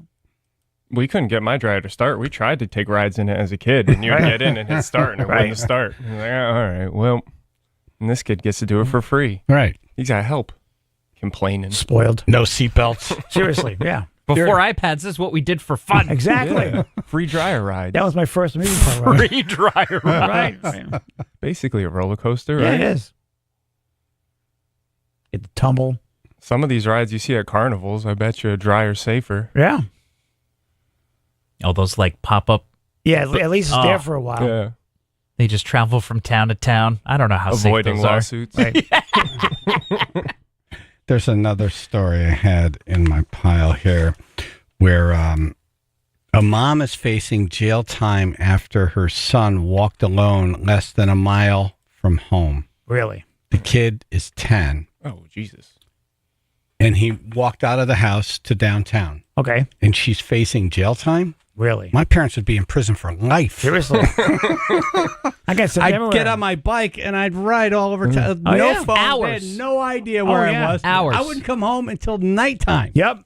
What'd you do? I don't know. Yeah.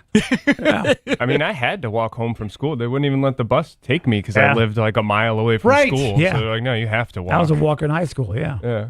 She's facing jail time? Oh, for letting her 10-year-old go on a walk. So the police, I read the story. The police pick this kid up.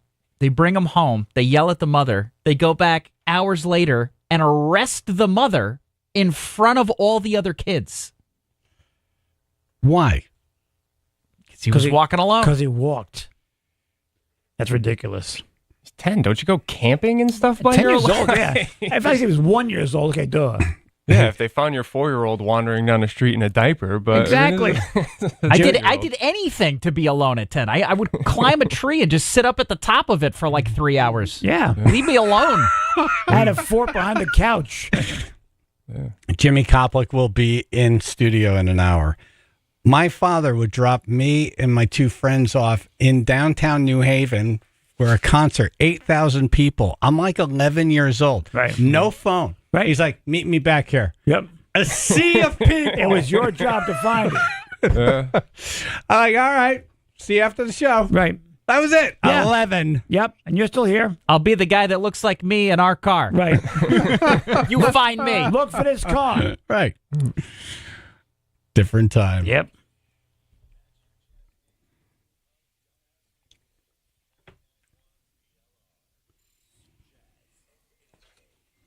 No, did we talk about the things that our parents would be in prison for now? Sure, why not? Like letting us drive at a young age. Right. Smoke. Use guns and weapons. Oh, that's what's good stuff. Right. Yeah. Use fireworks at picnics. It's a hell of a week. 203-882-9757.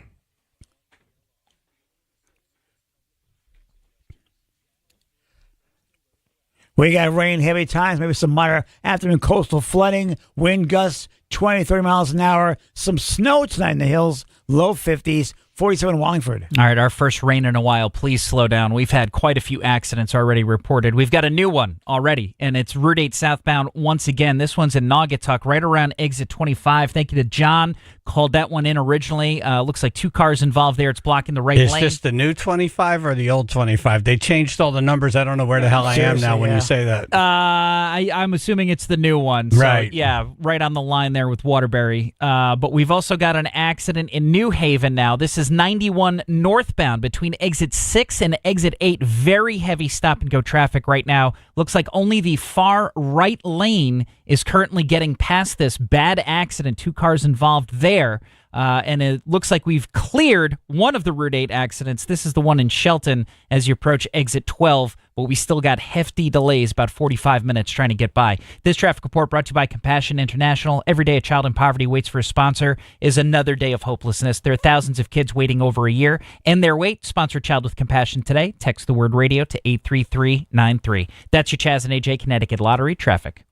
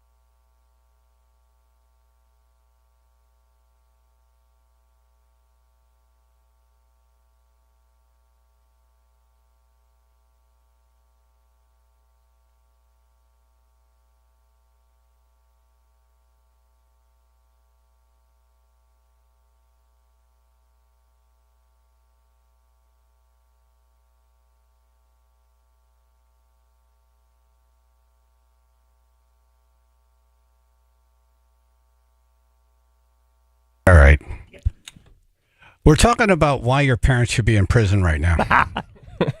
And not illegal stuff, but stuff like they let you walk into town. Yeah. This woman got arrested because she let her 10-year-old walk a half a mile. Right. The kid actually escaped the house. Yeah. Got loose. Yep. Broke his chains off. Boston, John? Yeah, man. When I was about, 11 years old, I used to take a Shetland pony into town to get gas for my mini bike. And while I was at the gas station, I would get a pack of butts for my dad. Right. Right. We used to be able to buy cigarettes for our parents. Yeah, we're mules. And then when they started cracking down, you would right out of the machine. And then sometimes I would even take my BB gun with the Shetland pony to get my gas, some stuff along the way. Oh my God! What town was this? You're like Rambo. This was a small town it's called Fairborn. Fairborn? A little small town. We lived on a small farm, and I would go get gas. There's kids riding down the street with a pony with a cowboy hat and a little BB gun. Yeah. Like Clint friggin' Eastwood. I'd have the gas can. And then I'd bring it back and drive my YZ80 all day long on the land. Best bike ever. You live on a farm. Yeah, and this 10-year-old walks a half a mile and the mom gets arrested. Yes. That's where we're at now. It's ridiculous. It's ridiculous. Love you guys. Have a great day. All right, brother. See you at the toy drive. Be safe out there. Chris in Waterbury.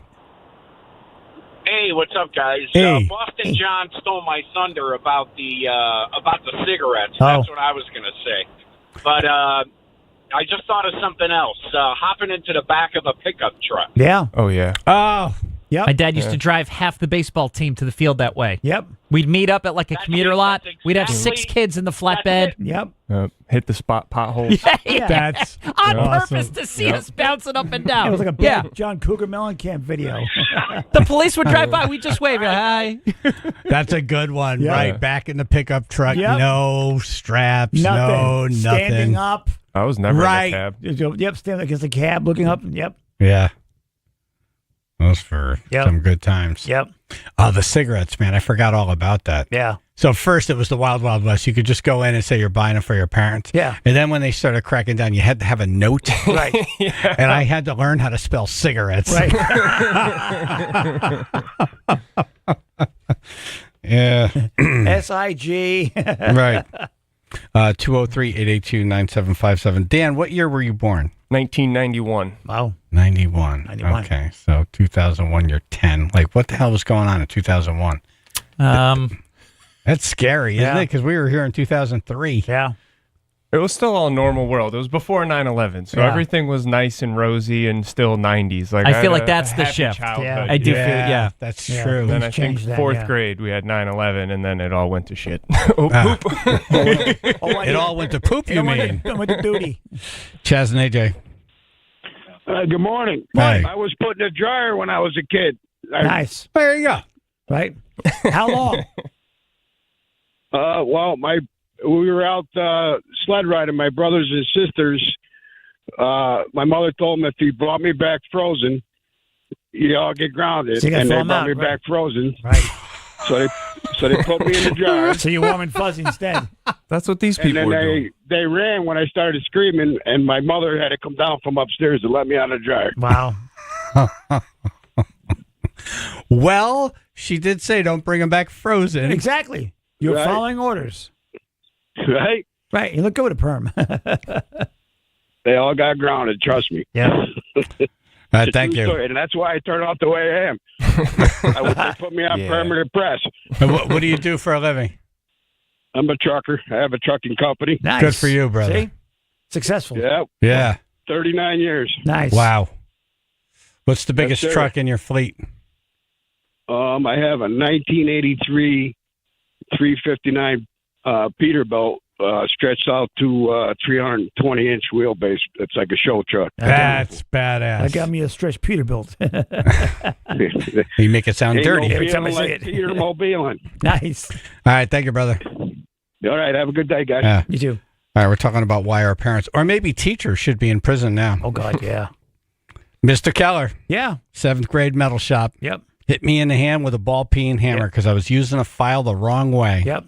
I just see his big giant hand grab my wrist and I feel this stinging pain And then I see his hammer. I'm like, he just hit me with a friggin' hammer. Yep. Yeah, I got choked out in 8th grade by Nice. Mr. Hurdle. I was running down the hallway, and he grabbed me by my throat and put me up against the wall. No running.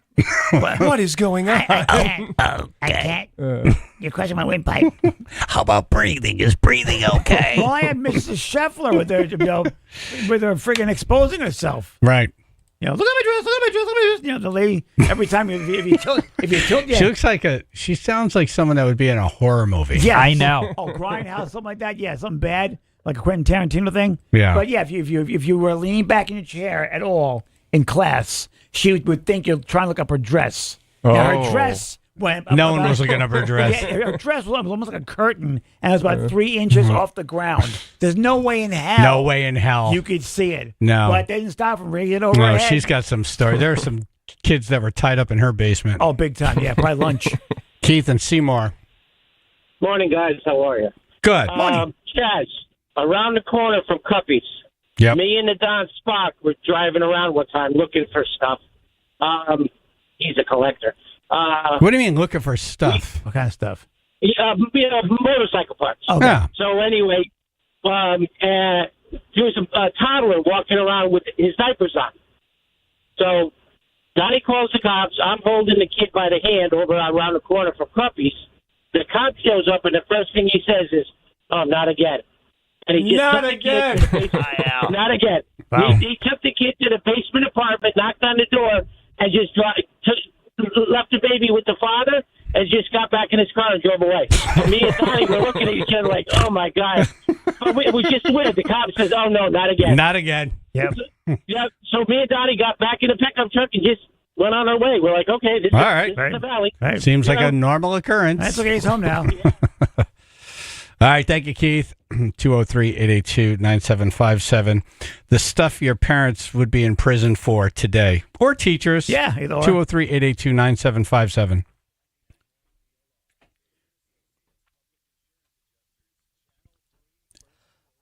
Rain, heavy tides, maybe some minor afternoon coastal flooding. Wind gusts 20, 30 miles an hour. Some snow tonight in the hills. Low 50s. 48 New Haven. All right, we're going to have to remind you to slow down this morning. Been a while since we had some rain. We get a lot of accidents. Starting in Naugatuck, Route 8 southbound, there's an accident just as you approach exit 25. It's blocking the right lane. At least 2 vehicles involved there. We're looking at delays over 30 minutes trying to get by. In New Haven, very heavy delays, 91 northbound. This is between exit 6 and exit 8. The right lane is blocked.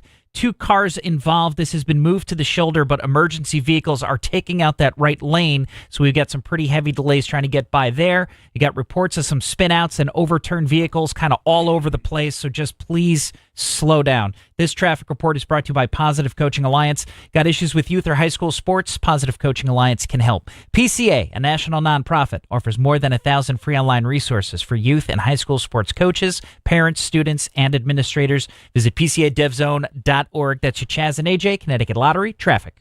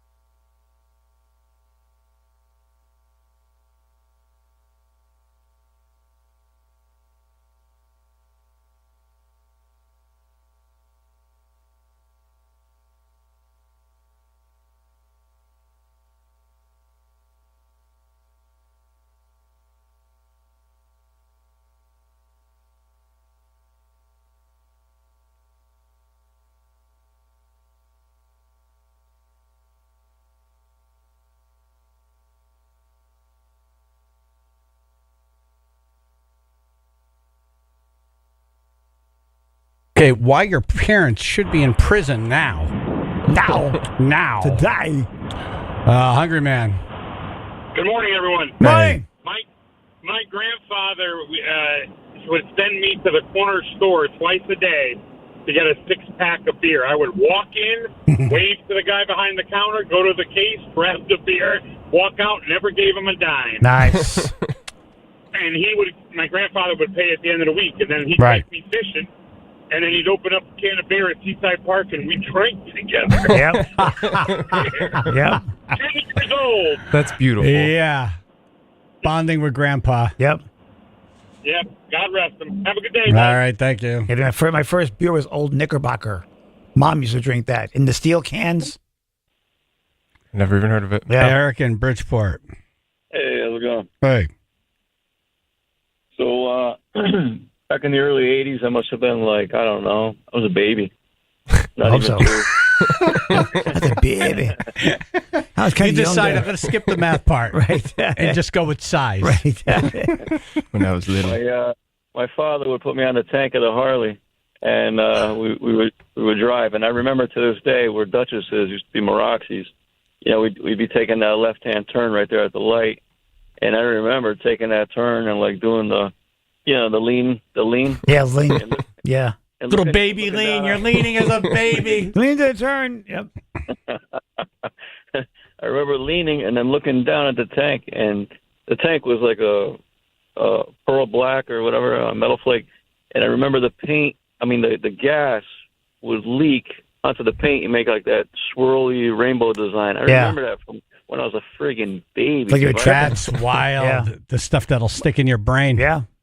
My mother, obviously, she didn't like it, but my father, Well, if you fell, your brain would look like that little swirly thing on the tank. Yeah, it'd be one big road rash. Yeah, pretty much. I'm guessing no baby helmet. Right. No sort of protection at all, unfortunately. But yeah, that was the 80s. Your dad today would be in jail. Yes. Yeah. Pretty much. Yep. Yep. All right, Eric. Boys, have a good day. Thank you, brother. Dave in Wallingford. Good morning, guys. Good morning. So this is probably like 79, 80. My younger brother might have been like 7 years old. He wasn't supposed to go to our friend's house like 4 houses away.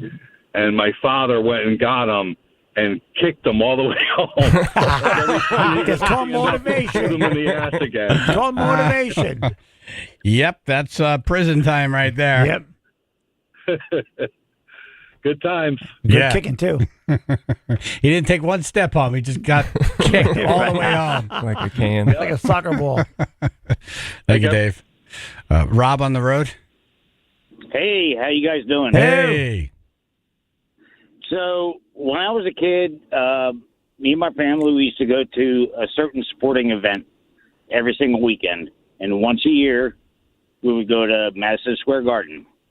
My brother and I would go out to the bagel store right down the street that was on David Letterman all the time. Oh, cool. Oh. So yeah. my parents let us roam New York City by ourselves, 10 and 11 years old. Right. Right. It was nothing. Yeah. Yeah. Now they'd be in prison for that. that. It was nothing. Now it's like you be put in jail. Well, if you're 10 or 11 wandering New York, you'll be murdered by a homeless, crazy person. Right. But that's how this started. The mom got arrested. Right. Yeah. Be worn as a hat. We used to get approached by a couple, but we never had a problem. And I mean, I was born in 1966, so these kids, they don't know anything now. These kids today, they don't know a damn thing. Walking to the city, get a bagel. They don't even like apple pie anymore, these damn kids. No, you gotta love apple pie. That's Apple pie right. is Gotta the love bomb. anything. That's right, Rob. With a little vanilla ice cream on it. That's it. You're not Thank big you. on apple. I don't know why. I'm not. Joe the Barber. Yes, going up to Cape Cod, we had a station wagon. My parents used to put me in the back seat of it. That's with right, a the beanbag. station wagon. Yep, with the exhaust. Yep. and we had a beanbag chair. My dad put the beanbag chair in the middle of the back and put all the luggage around, and I was free. Yeah. Free riding all the way in the beanbag all the way up to Cape Cod. Yep. Basically airbags. That's safe. That's great. The And then you station wagon. get stopped, all of a sudden you slide right out of the bag. Oh my God, AJ brought up something I just remembered. Thanks to you, the exhaust The leak. exhaust, yeah. If that tailgate window was down, it would just go right back into the car. You'd get out of that car and you'd look like you were just in a NASA space rocket test machine. You know, saw Aztec temples. Yeah, with that nice leaded gas. Right. Oh God. Yep. And then they're smoking in the car with the windows up. That was my dad. That would be another. That was my dad. The ventilator prison window, term. just the ventilator window open a little bit, smoking a pipe.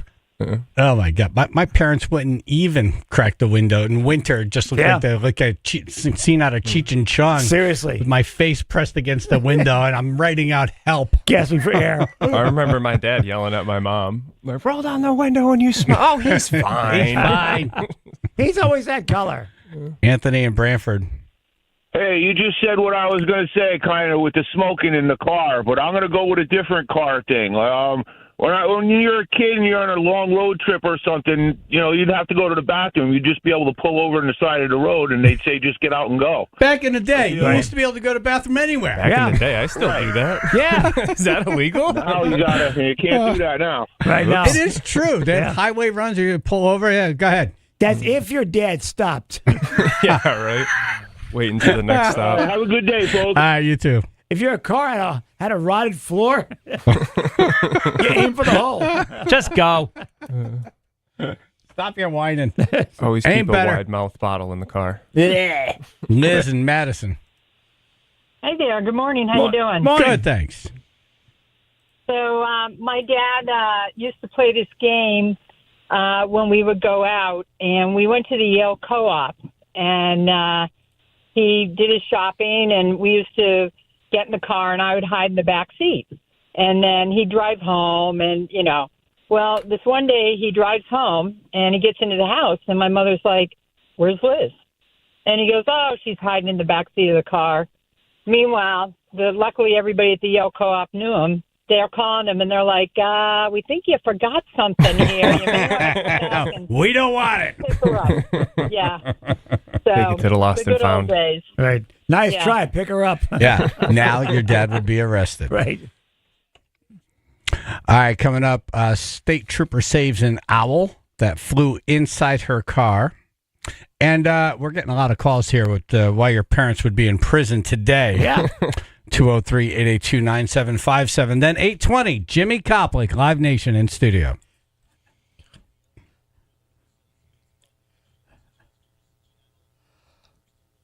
Rain, heavy at times, maybe some afternoon coastal flooding, wind gusts 20 to 30 miles an hour, some snow tonight in the hills, low 50s, 47 in Cheshire. And with that rain, we've got very slippery conditions this morning. Good news is, looks like we've cleared a few of those accidents. First, Route 8 southbound in Naugatuck as you approach exit 25. That accident has cleared an earlier two-car incident that was causing some delays. Also cleared in New Haven now. 91 northbound between exits 6 and 8. Had a pretty bad accident reported earlier. It looks like that's been moved out of the travel lanes.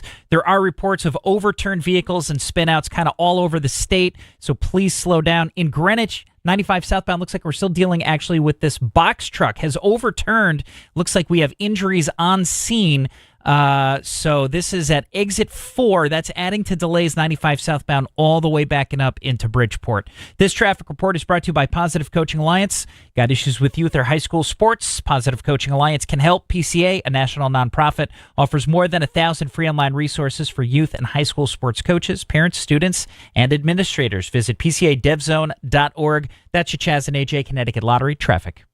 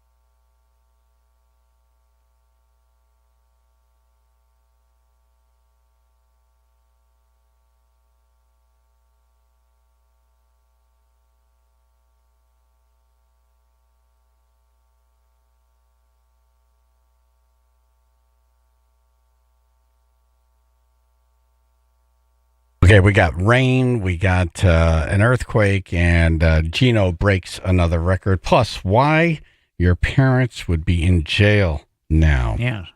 Let's start with the rain. It's raining out. Yep. Drive slow. Yeah. It seems simple enough, right? You've seen it before. Dan Shea, comedian, driving in, had to drive through carnage. Oh, yeah. No, there was one of those carrying school children vans all smashed up on the side of Route 8. Hopefully no kids in it. Yeah. I think it was before, but hopefully. Phil? Yeah, that was one of the reports we got early. I didn't mention because I wasn't sure, but he didn't see any passengers. Okay. Yeah, hopefully that's This the is case. nuts. It's not a lot of rain. No. We're just not used to Slow down, The please. leaves, the rain. Yep. They were saying on the news this morning, because it's been so long, there's all the oil and rubber all over the road. So when you get that rain, it gets all oily. Yep. Okay. There was an earthquake in Moodus last night at 7:33 p.m., a 2.3 magnitude. Aha. So that's what it was if you're anywhere near Moodus and felt something last night. It's Moodus, yes. Gino Auriemma breaks another record.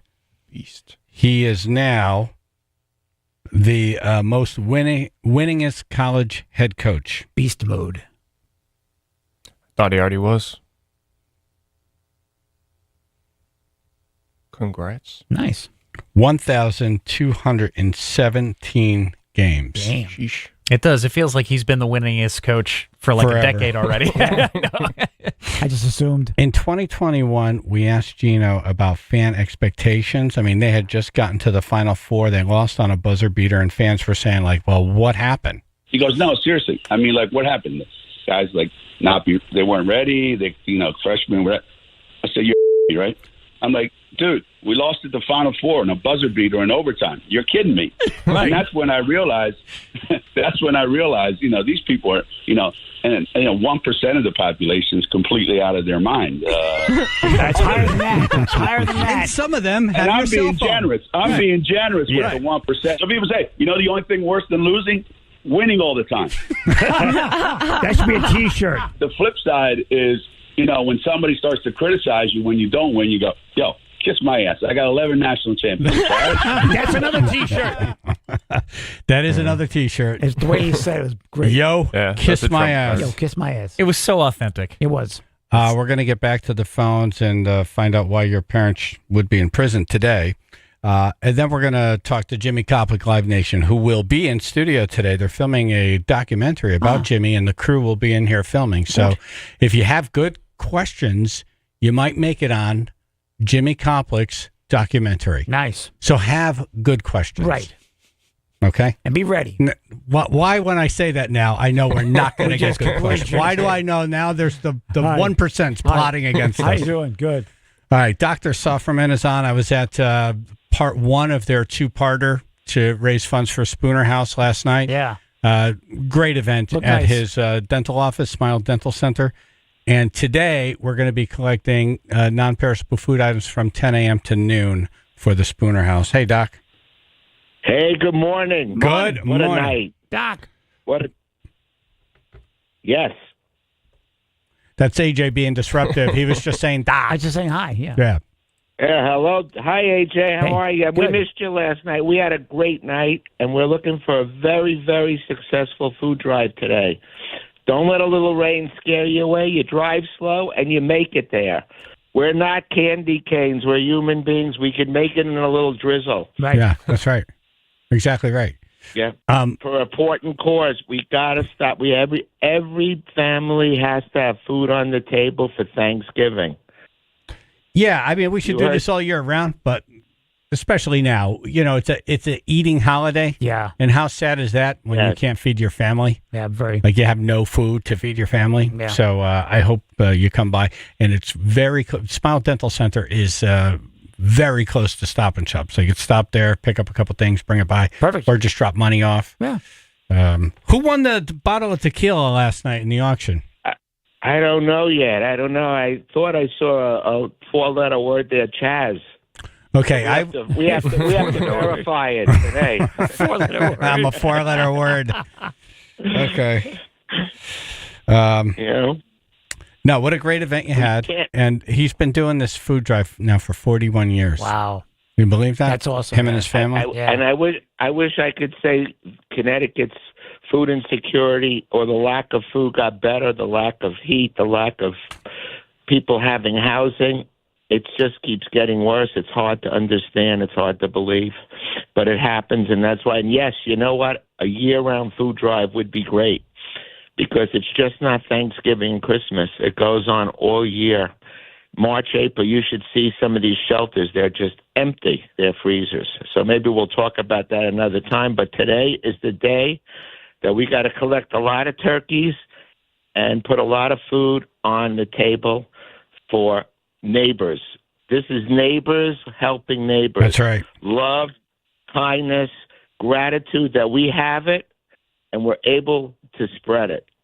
That's the deal. I know my buddy John from ProClean is bringing one of the ProClean vans over there stuffed with turkeys today. Wow. So we'll see how him. Great. Chaz, it is great that you help us. I mean, you are an angel. Yeah. You really are. You're a four-letter word. I'm a four-letter word angel. Right, you're a four-letter word angel. But you are. You are. I'm sure that. I'm going to make a couple phone calls between now and 10 a.m. Good, too. you do that. Yeah, try to get some. Tom Haynes was over there at your place. Oh, I know everyone hits this guy up for money. Very generous man, though. He's so generous. Yeah, and I see him at all these events. Always. I'm going to shoot him a text, see if we can get him involved. Text him today. He's another angel. Yeah. You know, there's lots of angels with wings out there, but most important is we really got to get a lot of food, and little rain shouldn't stop anything. Matter of fact, of course I look not. Out the window, it's only drizzling. I mean, I'm looking, plus we have a good time. We have 4 great hours. You meet more people. People love to come. They love to donate. They love to share. And if you forget about today, you have tomorrow. There's tons of food drives going on. There's food drives everywhere. It doesn't have to be to us. We're like spark plugs. Right. We put it in people's heads, but Sunday they're at a store, boom, they see a food drive, or they see a food shelter, or they deliver to the Salvation Army. They contribute. It's all the same. It's all going into one pot, humankind. That's right. To help human beings. Great point. Yep. And now, can you check on that bottle of tequila for me? Priorities. The 4-letter word wants it. The 4-letter word. Yeah. Dr. Sofferman, thank you. We'll see you. We'll see you soon. Okay. Well, can't wait. God bless you guys. God Bye-bye. bless you. Yeah, you. All right, we're linking up on WPLR.com if you need more information on this food drive. Today, I'll be out there. We're going to be broadcasting from there, and then tomorrow we're at another food drive. Yep. So this is the season. We got to help people. Let's talk about why your parents should be in prison today. For having us. Kara in Trumbull. How you doing, guys? Good morning. Good. I don't know if they'd be in prison, but anyway, back in 1971, my parents bought a Targa Blue Corvette. Nice. And that was our only car for many years, and we drove from Florida to Connecticut with 4 people and a cat in a 2-seater car. So you're stuffed under where the top goes.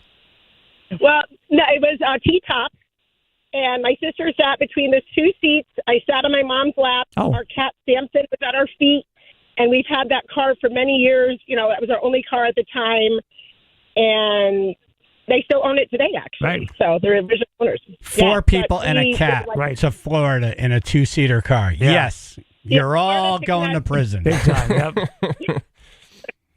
Yeah. They deserve it. Quite a few violations right there. Yeah. I thought maybe she was stuffed in the compartment, but no. Yeah, no, she just sat on that little ledge. Right. You know, AJ, you know Corvettes, right? Yeah. So, yeah. Yeah, you definitely but we were should have been just, arrested. loose in the car. Super safe. Thank you, Kara. Super safe. All right, thanks, guys. Okay. Darren in Bristol. Good morning, guys. Morning. Good morning. I'm calling. Hello. Hey, well, welcome. We've been waiting for you. Where you been? Good. I appreciate that. I figured on this subject I had enough stories to fill the rest of your show, but I'll go with this one. Okay. My father had a station wagon that he turned into a low rent shaggin' wagon. Okay. And it had had a luggage rack on the top. We'd put the window down, and that would be our seat of choice. We'd sit on the tailgate and hold on to the luggage rack going down the highway. Oh my God! Like a fire engine, you're facing in the direction the car's going, right? Exactly. Okay. Yeah. Yeah, that was loads of fun. Yeah, and the cops would see and they'd just wave. They would. Looks like you're having fun, kids. The kids are having a great time. Having a blast. All right. Thank you, Darren. Chaz and AJ in the morning, 99.1 PLR. Okay, let's bring in Jimmy Copley, Yay. Live Nation. Let's bring in the camera crew. We're counting on you to be in your best behavior. Call in great questions, and you might make the documentary. Yeah.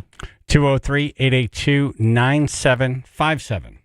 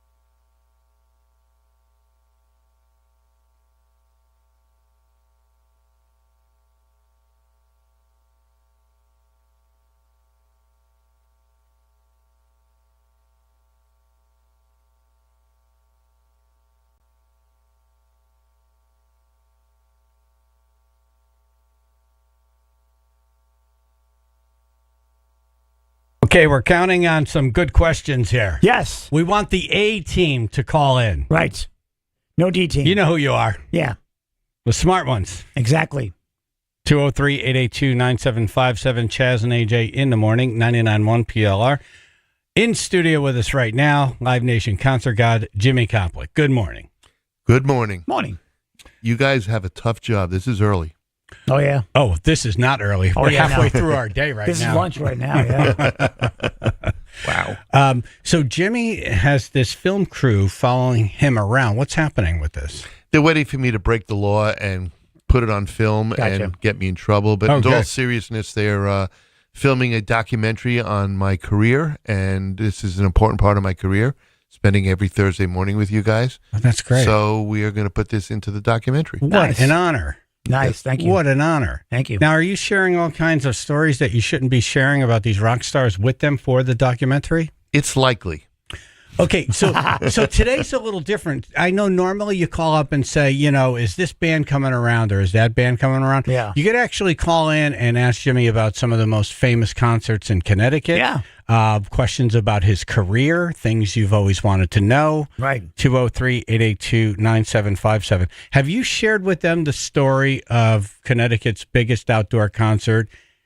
No, I have not. Little River Band, Heart, and the Eagles at Yale Bowl. Yes, in June of 1979, I think it was, and 70,000 people sold out in advance, and it was $15 a ticket. Wow. Remember those days? Yeah. $15. $15 a ticket, and it was a really hot day that day, a really, really hot day, and it was a very exciting day, a very, very exciting day, and Eagles being one of my favorite bands, I just love the fact that we participated in the largest concert ever in Connecticut. 70,000 people didn't know that the Eagles almost didn't go on. That is true. Right? No idea. No idea. Here is the behind-the-scenes story. Well, the Eagles are supposed to take the stage, and we couldn't find Joe Walsh. And, you need your lead guitarist if you're going to get on stage. And also Joe sings lead on a few of his solo songs that they put into the show. So we're looking all over for Joe Walsh. Finally, we go into his trailer because every Eagle had their own trailer backstage, and Joe's fast asleep. So we try waking Joe up. Now, are you being polite, fast asleep? We thought he was fast asleep. Okay, all right. Okay? Well, he wasn't fast asleep. It was nap time The for method to get there was different. He wasn't waking up. Let's put it that way. Oh, my God, Wasn't he's dead. Well, we thought that at first. He might be dead. Right. They put a mirror in his nose and he's breathed in. And we actually went over to the Little River Band, which I've never mentioned before, to see if their lead guitarist knew the Eagle songs. Oh, wow. Just in case Joe didn't wake up. And he was prepared. He knew all the Eagle songs. Then we went to Hart's lead guitarist. I think his name was Howard, if I remember correctly. And we asked him if he knew the Eagle songs. We thought we'd put them both on stage at the same time because between the two of them, they should know every Eagle song. Right. So we end up... so you have a contingency plan if Joe Walsh is not able to get on stage and it's perform. happening, yeah. Well, 70,000 people rioting in the Westville area of New Haven would be a really ugly scene. That'd be ugly. So we knew we had to get the Eagles on. So we realized that Joe had just done too much partying, to put it politely. And my head of security said, "Oh, we know how to wake him up." I said, "How do you know?" He was, and this guy was a Green Beret in Vietnam. And Rick says, "Oh, we had this problem in Vietnam. Get me a pail of cold ice." Okay, we get a giant pail of cold ice. We bring it to Joe's trailer, and Joe's still laying out on the trailer, in the trailer, and he says, "Okay, put it on the ground. I'll lift Joe up." I said, "You will?" He goes, "Yeah." He pulls Joe's pants down. Whoops. He lifts Joe up, puts him into the ice pail. With no clothes on, Right. No pants on. Let's put it that way. It's a Joe Walsh cup of tea. Exactly right. Iced tea. Yes, there was no sugar in there. And you don't we want to dipped drink him right in. Nice. And all of a sudden, it was like a spark when his privates hit the ice. Right. It woke him right up. Oh, yeah. And he goes, "Where am I? What's going on? What's going on here?" And I looked at my late, great security guy, and I go, "Damn, you just saved the show." Yeah. 70,000 people. You woke Joe up. That's it. Who knew? Putting your beans in ice would wake you right up and get you ready for a concert. And nobody from the audience knew that 10 minutes beforehand, he was completely out cold. Passed out. Yeah, he was out. And Don Henley said, "I'm not going on without him." Yeah. Right? Oh, yeah. Don Henley, Glenn Fry. Well, Don was very insistent that Joe needed to be there. And thank God we got Joe there. And then look what happened. And you asked Joe about it. Right. Do we have that, Phil? That audio? Joe Walsh? I'll take a look, yes. Okay. Jimmy Koplik, Live Nation, and we're filming a documentary. So if you call in a good question, you might end up on the documentary. Yeah. Sean in Shelton. Hi. My question is, have you ever had any Cow Palace moments where, like Keith Moon, where they actually made it to the stage and weren't able to perform, during the concert and had to, either cancel or look for somebody else in the crowd that could play? Yeah, during Elton John's heavy cocaine use days, we had that happen in New Haven at the Coliseum, and I was pre-warned about it, and he got on stage. It was his solo show with Ray Cooper doing the drums. It was Who warned you? The tour manager actually warned me about it. Says, hey, just a heads up, Right. Elton's not in good shape right now. He's on a bender? Right, and he's now the Eagles tour manager, so he's Gotcha. still in the business. And so he warned me that Elton is troubled at the moment, and that it's likely that he might decide that he doesn't want to play anymore. Oh. So I stood in front of the stage, which is a pleasure to stand in front of the stage and watch Elton John, and he kept looking at his watch. Oh. So I went over to the tour manager. I said, he keeps looking at his watch. He goes, yeah, that's a sign. So about 40 minutes into the show, he stands up and says, folks, I'll see you later. And he walks off the stage. 40 minutes. 40 minutes into a solo show, which is supposed to last over 2 hours. And we forgot to tell the guy who drove the limo that if Elton gets in the car, don't drive him. Just sit backstage. Yeah. And It won't start. It's based on us. Yeah. So we had to pull up this giant door to get the limo out. So I realized what was going on. He walks off the stage, but walks right into the limo, doesn't go into the dressing room, walks right into the limousine. And I realized what's going on. And we had radios back then. This was the 70s, no cell phones or anything like that. So I radioed to the guy, make sure you close that door. Don't let the limo out. It's like a giant garage door for the Coliseum. Right. Yeah. And Elton never got back on stage. Oh. And thankfully, the audience, which is an Elton John audience, which is much more peaceful than a Judas Priest audience, accepted it. And Elton just never went back on stage. That was it. Was that a bad mood? Was that what would you call that? I think it was a bad move, him not going back on stage. I think I was concerned that Elton was going to get pissed at me because I didn't let him out. Right. And I thought You I was had out a of caged business. Elton. Right. Yeah, I said, okay, now it didn't work to get him back on stage. Will I ever work with Elton John again? Is that back when he was like wearing the giant duck costumes? Yes. Okay. Yes. So that'd be funny getting yelled at by a giant duck backstage. I would have told the limo driver, drive on stage. Yeah. And Hand him a microphone. Yeah, met him off. Can you on imagine stage. if there was some sort of security like there is now at airports and he had to walk through in a Ducks uniform? Yeah. It was pretty weird. Fit the turnstile. So I had that happen with Elton John. Wow. Mike and Derby. Good morning, guys. Hey. Morning. Good morning, Jimmy. Quick question. I just want to know, when did you know that when you were a concert promoter, it was going to be your life and your livelihood? When I dropped out of law school, I was in law school and doing concerts, and I went to law school in the year of 71 into 72, which is when I first started in Connecticut. I had been doing concerts in Ohio, where I went to college before that. And my first concert in Connecticut was supposed to be in November of 71 with the Allman Brothers Band. And about a week before the show, Dwayne was killed on his motorcycle. And I said to myself, thank God I'm in law school and I'll be a lawyer because this is a crazy business. And then on January 12th, I think it was, of 1972, I did my first traffic show and my first show with at the New Haven Arena at the time. And it was just awesome. And I remember going home to my wife and saying, okay, I could either be a lawyer or I could be a concert promoter. And this was really at the beginning of the business.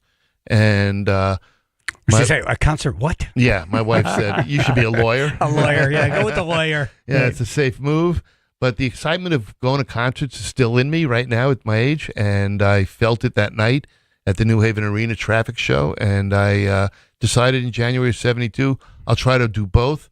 But by April of 72, I wasn't smart enough to do both. I couldn't run a business and also study for law school.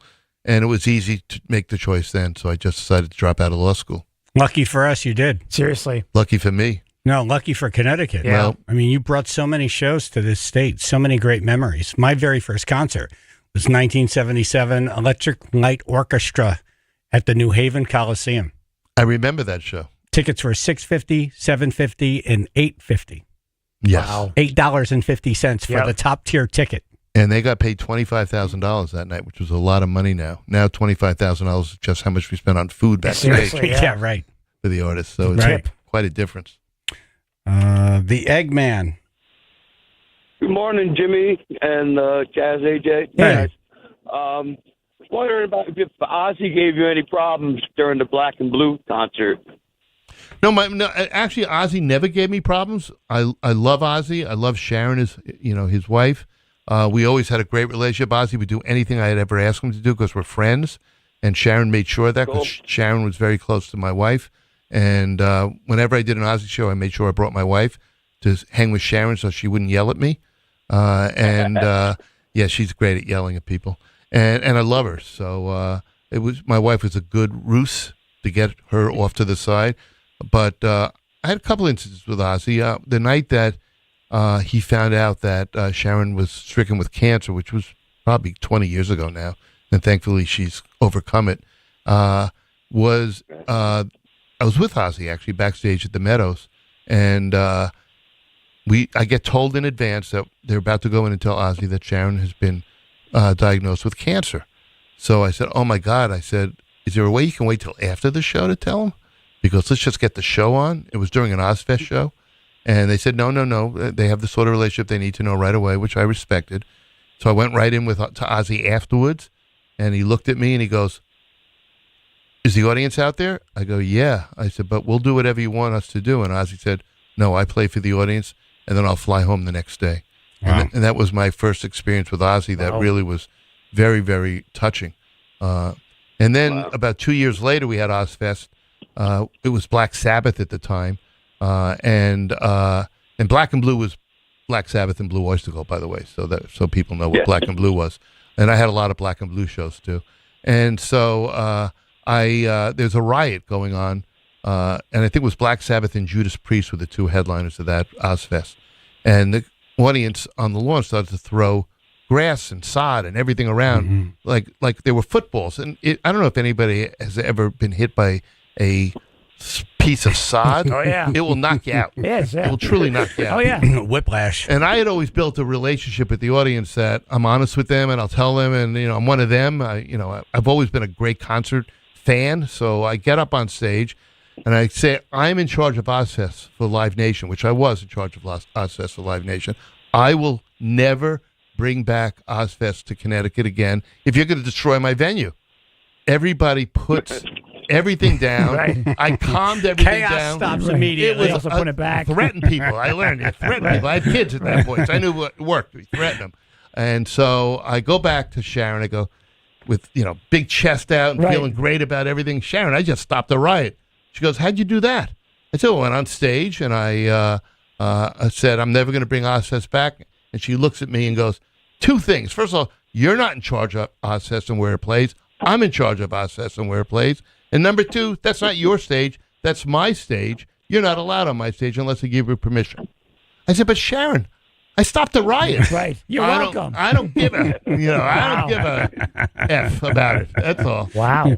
Did you need a mop to mop up after yourself after Oh, yeah. you got yelled at by Sharon? I was laid out. Yeah, I was totally laid out. I was like knocked out by Mike Tyson at that moment.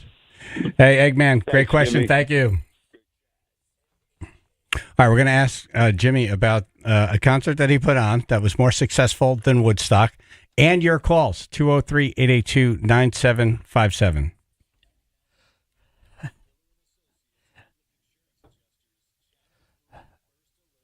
We got rain, heavy tides, maybe some minor afternoon coastal flooding, wind gusts 20, 30 miles an hour. Some snow tonight in the hills, low 50s, 42 down Bethany. Unfortunately, very slippery conditions this morning, so we've got quite a few accidents out there. In Greenwich right now, there's at least 2 accidents, one in each direction, 95 southbound and northbound. Each accident is involving a tractor-trailer, so very heavy delays, 95 southbound and northbound, going through Greenwich right now. Got kinds of spin-outs and accidents reported all over the state, so just slow down with the rain. This traffic report brought to you by Avelo Airlines. Did you know you can fly nonstop on Avelo Airlines from New Haven and Hartford to almost 30 cities, including Jamaica and Mexico? Say goodbye to layovers and hello to hassle-free travel with everyday low fares, reliable service, and no change or cancel fees. Book your trip today, AveloAir.com. That's your Chaz and AJ Connecticut Lottery traffic.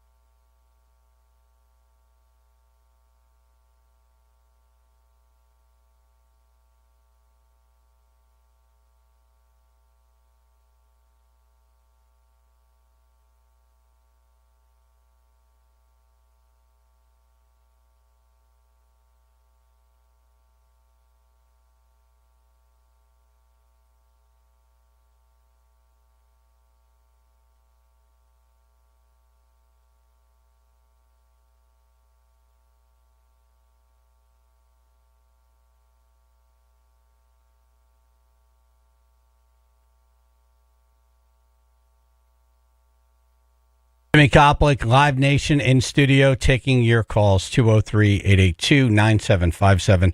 Johnny Tree. Good morning, everyone. Morning. Hey, I just want to bring up probably a bad memory for you. The riots with Wu-Tang and Rage. What was the scene backstage with the bands? Did they even give a crap about the whole scene? Well, they cared, but they thought it was kind of cool. And I really didn't deal with Wu-Tang because Wu-Tang had left the stage already, and they were actually leaving the venue. It was really Rage that I was dealing with at the time. Not only the Rage in front of the audience, but the Rage backstage, the real Rage guys. A lot of Rage. And it was the worst damage I've ever had at a concert, no question about it. We had over close to $100,000 worth of damage. That was 1997. Now it would be probably $500,000 with inflation worth of damage. And I'm running around back up on the lawn saying, "Stop breaking my building. Stop breaking my building." It's 1997. I was still a young guy. I was in my 30s, so I could run. You could run. Now I can run a 100-yard dash, fall 4 times before I get to the end of the dash, but I could make it still. Yeah. And the next day, the Hartford Courant had a race. It called it a race riot because Wu-Tang is black. But everybody on the lawn that was ripping the lawn apart and taking the fence down and setting the fence on fire were white guys. Huh. So I called up the Hartford Courant and I wrote a letter to the Hartford Courant saying that you mistakenly called this a race riot because there were black guys on stage before the riot, and there were white guys coming on stage after the riot, but you assumed it was a race riot. It wasn't. It was a concert riot. And it was mostly white kids from West Hartford, tell you the truth, because we had a number of people arrested. And it was so much West Hartford, Avon, the west side of Hartford. The kids that were brought up in upper middle class income families, insurance families. Yeah, it was amazing. It was unbelievable.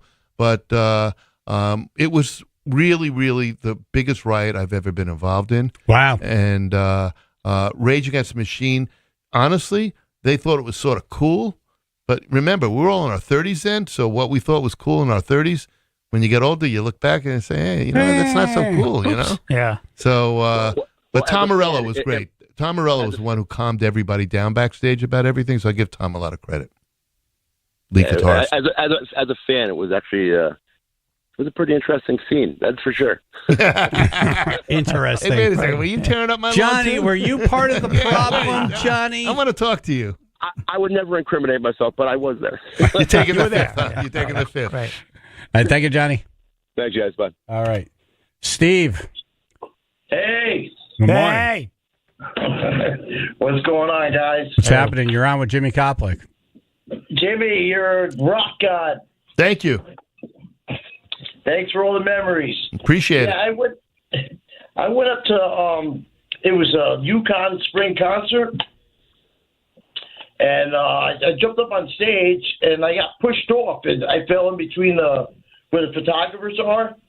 So I jumped back up and I was doing a little mosh thing and I kicked the guitar player in the face. Whoops. Vernon Reid. Oh. Was Vernon Reid Living Color? Oh. Yeah, this was at the Yukon Spring Concert up in Stores. So that wasn't one of your shows? No, that wasn't one of my shows. So you're okay with this?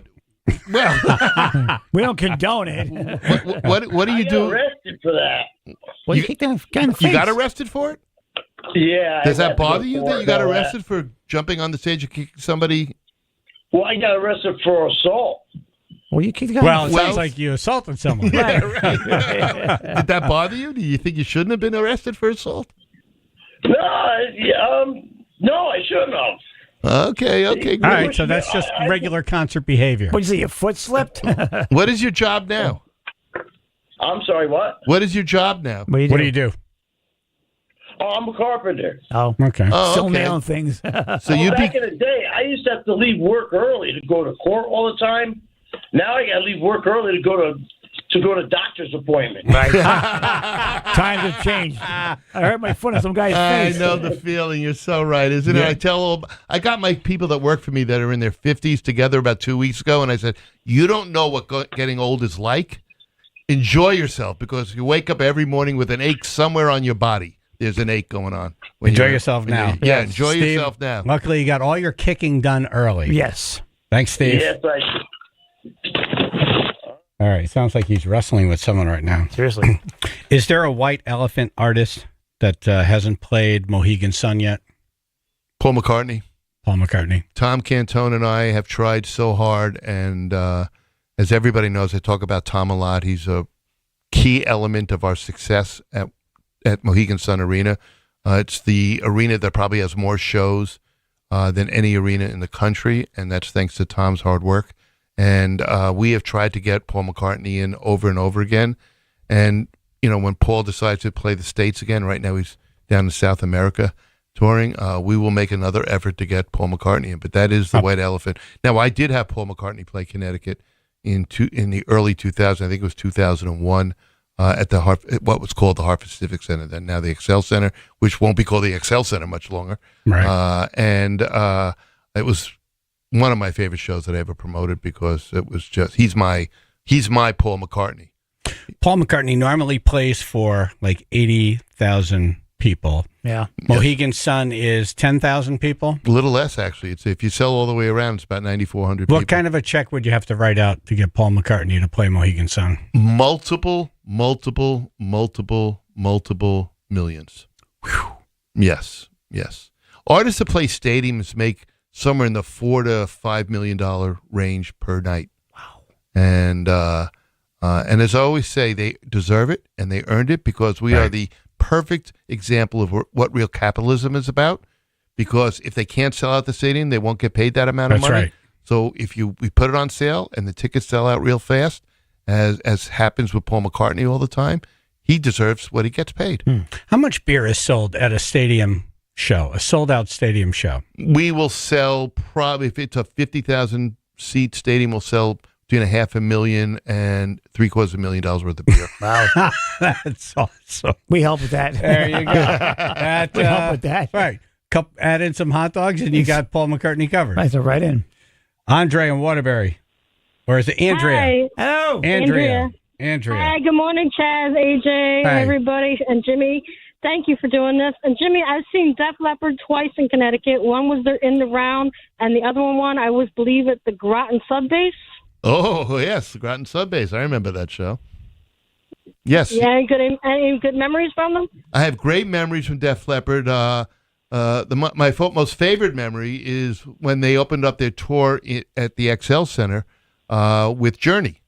And it was a Monday night, and I've got a lot of great pictures hanging with the guys. They are the nicest people in the world and band members. We hung out afterwards after the show, and they all wanted to meet me, and I wanted to meet them because I consider them one of the preeminent rock bands in history, to tell you the truth. They had this great way of creating great guitar licks and vocals along with melodies, and that is the secret to success in our lives. And I think you'll be seeing them come back in next year. Nice. Really? Yes. Good question, Andrea. Thank you. All right, Jimmy Koplik, Live Nation. We have lots to cover before he leaves. If you have a question, 203-882-9757.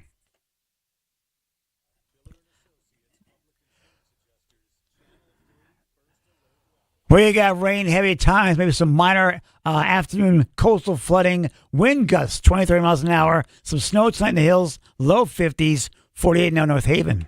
With that rain this morning, we got some slippery conditions out there. Multiple accidents reported. A little bit of good news, it looks like in Greenwich, as some of those tractor-trailer accidents have cleared.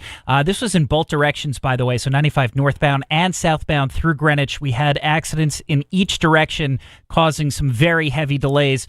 Right now, we're looking at some overturned vehicles, some spin-outs kind of all over the state, so just slow down with those conditions being extra slippery this morning. This report is brought to you by Avelo Airlines. Did you know you can fly nonstop on Avelo Airlines from New Haven and Hartford to almost 30 cities, including Jamaica and Mexico? Say goodbye to layovers and hello to hassle-free travel with everyday low fares, reliable service, and no change or cancel fees. Book your trip today, AveloAir.com. That's your Chaz and AJ Connecticut Lottery traffic.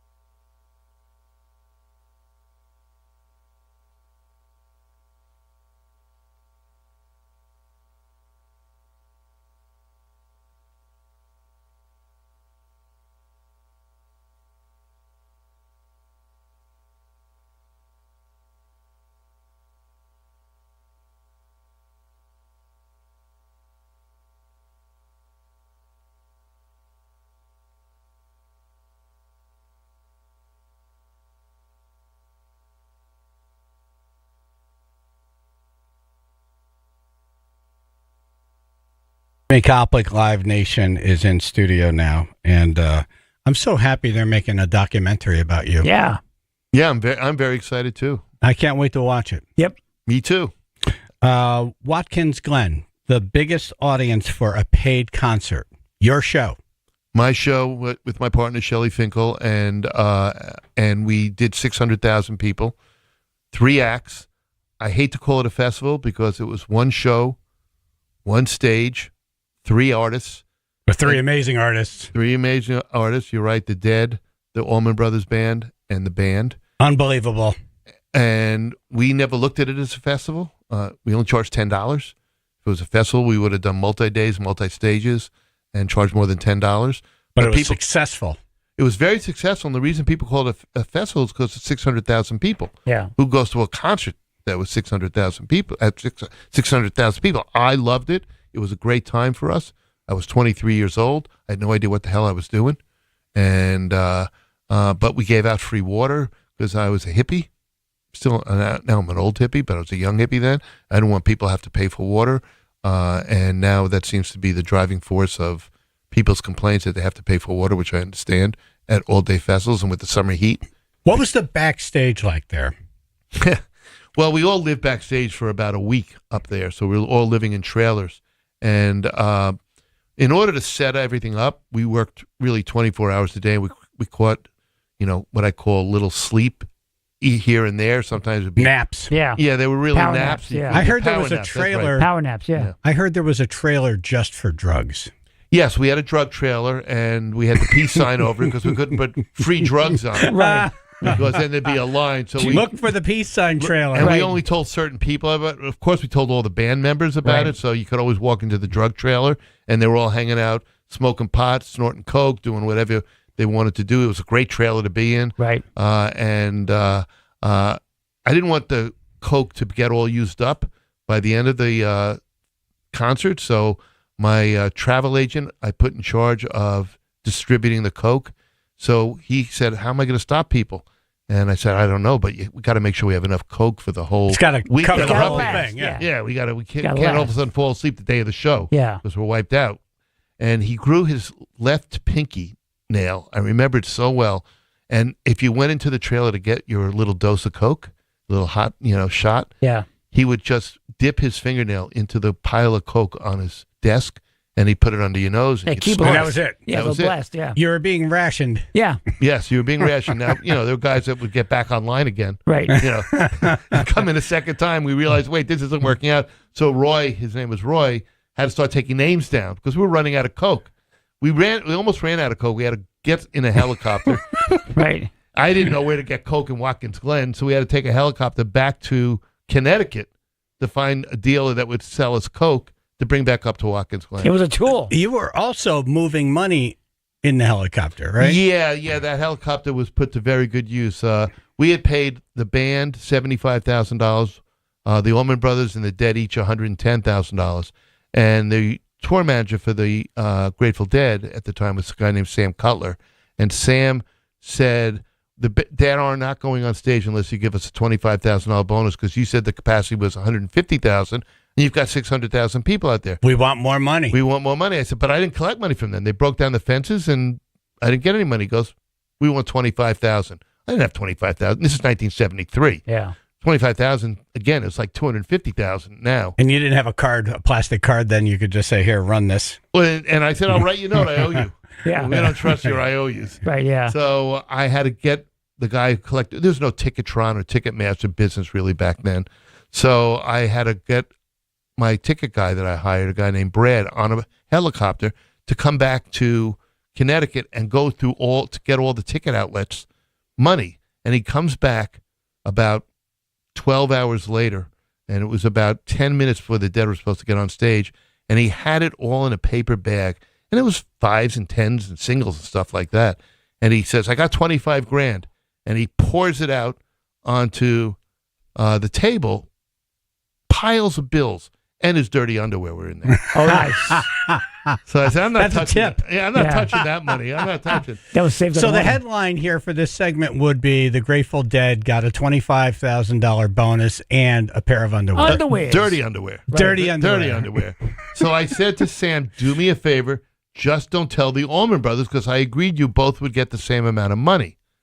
15 minutes later, the Allman Brothers manager comes and says, I want $25,000. I go, damn. That's Okay, Sam get Cutler. back in the helicopter. You know how Damn Seinfeld Coke goes, trailer. Newman? I go, Cutler. Can't believe Cutler did that.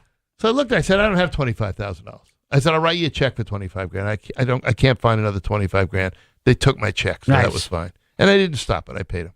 So that was great. Turned out to be the greatest outdoor concert in the history of outdoor concerts. 600,000 people. We figured 1 out of 300 people in the United States were there because the population then was about 180 million people in the United States. So 1 out of every 300 people in the United States was at that concert. Wow.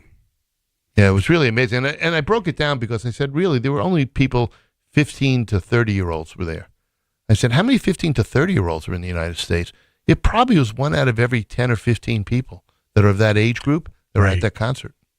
There are still cars and things out in the woods surrounding Watkins Glen from that concert. That is true. It was such traffic jams. People left their cars, hitched rides with people that were moving, and the cars just stayed there. Okay, one more. The time you were attacked by an artist backstage. David Crosby. Yes. Springfield Symphony Hall. Remember it well. We had a concert in California, and it was before California Jam, and it was Crosby, Stills, Nash & Young, Joe Walsh, Beach Boys, Jesse Colin Young, and we put tickets on sale, and it was going to be about 2 weeks after the Crosby, Stills, Nash & Young 1974 tour ended. And Neil was at that time married to Carrie Snodgrass, who was an English actress. So he went over to England during that 2-week period and said, you know what, I don't want to come back for one concert. Why don't you just, the three you guys, do the show? So I get a call from the agent, a guy named John Podell. He says, well, now instead of paying them $200,000, you only have to pay them $150,000. I said, why is that? Well, Neil's not coming back. It's now Crosby, Stills, and Nash. Oops. I get, Neil's not 25% of that. Neil's like 75%, with all due respect to the other three guys. It's a different band with Neil Young in there. I said, I'm going to cancel the show, and I'm going to sue you guys unless Neil comes back. And I was 24 years old. I just was speaking garbage out of my mouth. I had no idea what I was doing. And Neil wouldn't come back, so I canceled the show, and I sued Crosby, Stills, Nash & Young, $200,000, $50,000 each, which is what they were going to get paid to pay my expenses. And I said, we'll call it even. That's all. Neil paid me. David did not pay me. Graham paid me, and Stephen paid me, and David wouldn't pay. I said, I'll let it go. I don't care if David pays. I'll take $150,000. We'll settle at $150,000. So we're up in Springfield in 1981 or 82. So it was about 8 years later, and I stayed away from David because he wouldn't pay me, and I didn't know David. I knew Graham real well. I knew Stephen real well, and Graham makes this fatal mistake of saying, oh, you know who's over there? That's Jimmy Koplik. He's promoting the show. And David goes, that's the Jimmy Koplik that sued me? And Graham goes, yes, but you didn't pay him. We all paid him, but you didn't pay him. And David, being the cantankerous sort of guy that everybody knows he was, just came charging at me like a maniac. And thankfully, Graham Nash, who I thankfully have thanked 100 million times since, got between David and myself, and pushed David away while I was running the other way. Yeah. Because I would have just cowered. I'm not going to throw a punch at David Crosby, that's for sure. So I was ready to cower in the corner and just take the beating he was going to give me. But Graham Nash protected me, which was great. Close call. Very close call. Wow. Well, Jimmy, thanks for coming in. Thanks for letting us be a part of this great document thing that you're doing here. Well, and thank you, guys. It's going to cover all the years? It's going to cover all the years, and it's great seeing you guys. Yeah. And, When's it coming out? And I can't wait to see you at the Toy Drive on December 13th. That's right. And I heard Jimmy's going to be bringing tickets to something that has not been announced yet. Oh, coming to the amphitheater. Nice. And it's an oh wow thing. Cool. So that will be at the Toy Drive at 9:00 when Jimmy takes the stage. So thank you. Thanks, guys. Thank you. All right.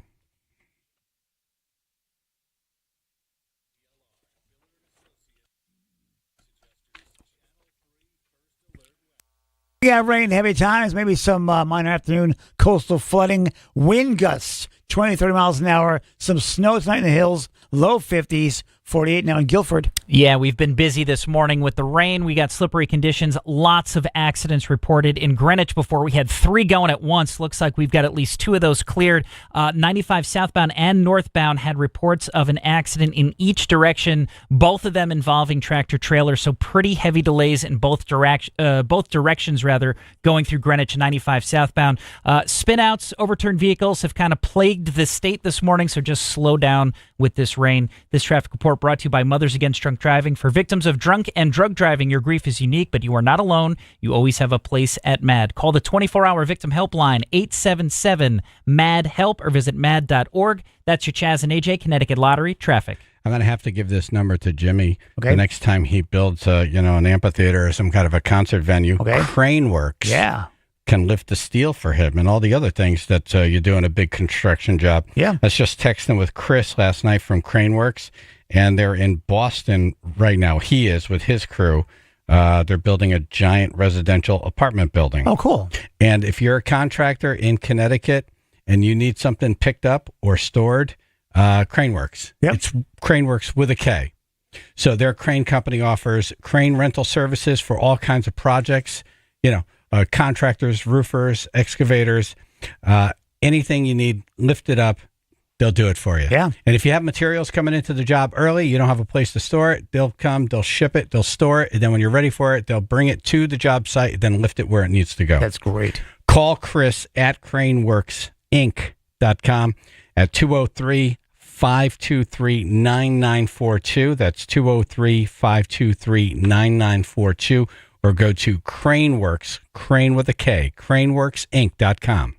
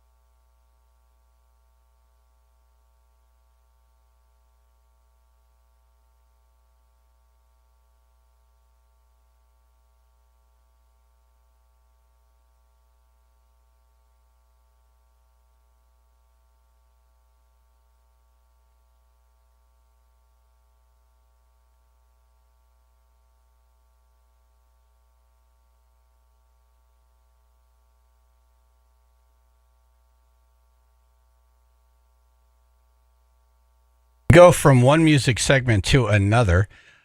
How would you like a Prince stage-played guitar, an Alex Van Halen drum set, an Elton John signed Yamaha piano, and other cool stuff? I'd love it. We have Martin Nolan on. He's the Executive Director, Chief Financial Officer of Julian's Auctions. Good morning, sir. Good morning, gentlemen. Good to be back. Nice to have you. Great to have you. Thank you.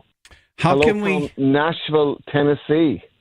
Tennessee, nice. Oh, I love Nashville. Yeah. I really love it. Tennessee's very cool. It really is. It's fun place, and of course, great place for music, all genres of music, not just country. We had the CMA Awards here last night, but they celebrate and enjoy all types of music, and that's why Julian's Auctions are here for our second annual Played, Worn, and Torn music auction, which we had our first day yesterday. Set some new world records again at Julian's. Oh, with what?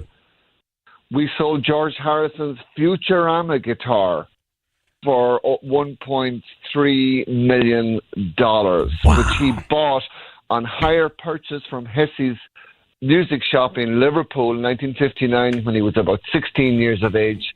Cost him £58, including the hire purchase fees. His mother had to sign the contract because he's too young to enter into a contract. And that was the beginning of his career and the Beatles and the hard work. He played this guitar 324 times in Hamburg and in the Cavern in Liverpool just to get up to be the famed Beatle that he became. Wow. That's like buying George Washington's hatchet. Yeah. That he cut the cherry tree down with, exactly, you know? Yeah. I couldn't think of a better scenario to compare those two. I think you could. You're just being kind. Both are axes. That's pretty nuts. Yeah. Wow. Can you imagine the kind of money you have if you're spending that on one piece of your collection of music stuff? Yeah. Yeah, because the fans the Beatles fans that grew up with the Beatles have, they're buying their youth. They have the wherewithal now at this stage of their lives to own something really iconic. It really speaks to the Beatles. And, you don't just become famous. It takes an awful lot of hard work, and you do shows every single day just to get your skill perfected and just to get your name out there. I mean, this guitar was from 1959, given away in a contest in 1964 to promote the Beatles. This is before the Beatles came to America. Ed Sullivan Show in 1964, and they had been working so hard for 5 years to get to the fame that they still enjoy today. So it's a lot of the history is woven into. It's not just you're buying a guitar; you're buying part of that Beatles history and pop culture history too. So they gave it away. Yeah, that's a great story. The Beats Instruments or Beats Musical magazine did a lot of work on all the musicians and bands at the time, and the Beatles, of course, are one of the. Is that short for Teen Beat? No, it was just Beats. It was Beats? Yeah. Okay. Yeah. Sean O'Mahony was the editor, and he ran a contest. He asked George to give a guitar, and George gave away his Futurama. The Futurama was he had a Gretsch after that, but that was the guitar he could get his hands on in 59. A Stratocaster wasn't available in the UK then because of embargoes and all that and what imports, etc. So it was made in the Czech Republic. But, yeah, I mean, just an incredible piece of history right there. All right. Then what else went that set records yesterday? Well, we had Mary Kay guitar.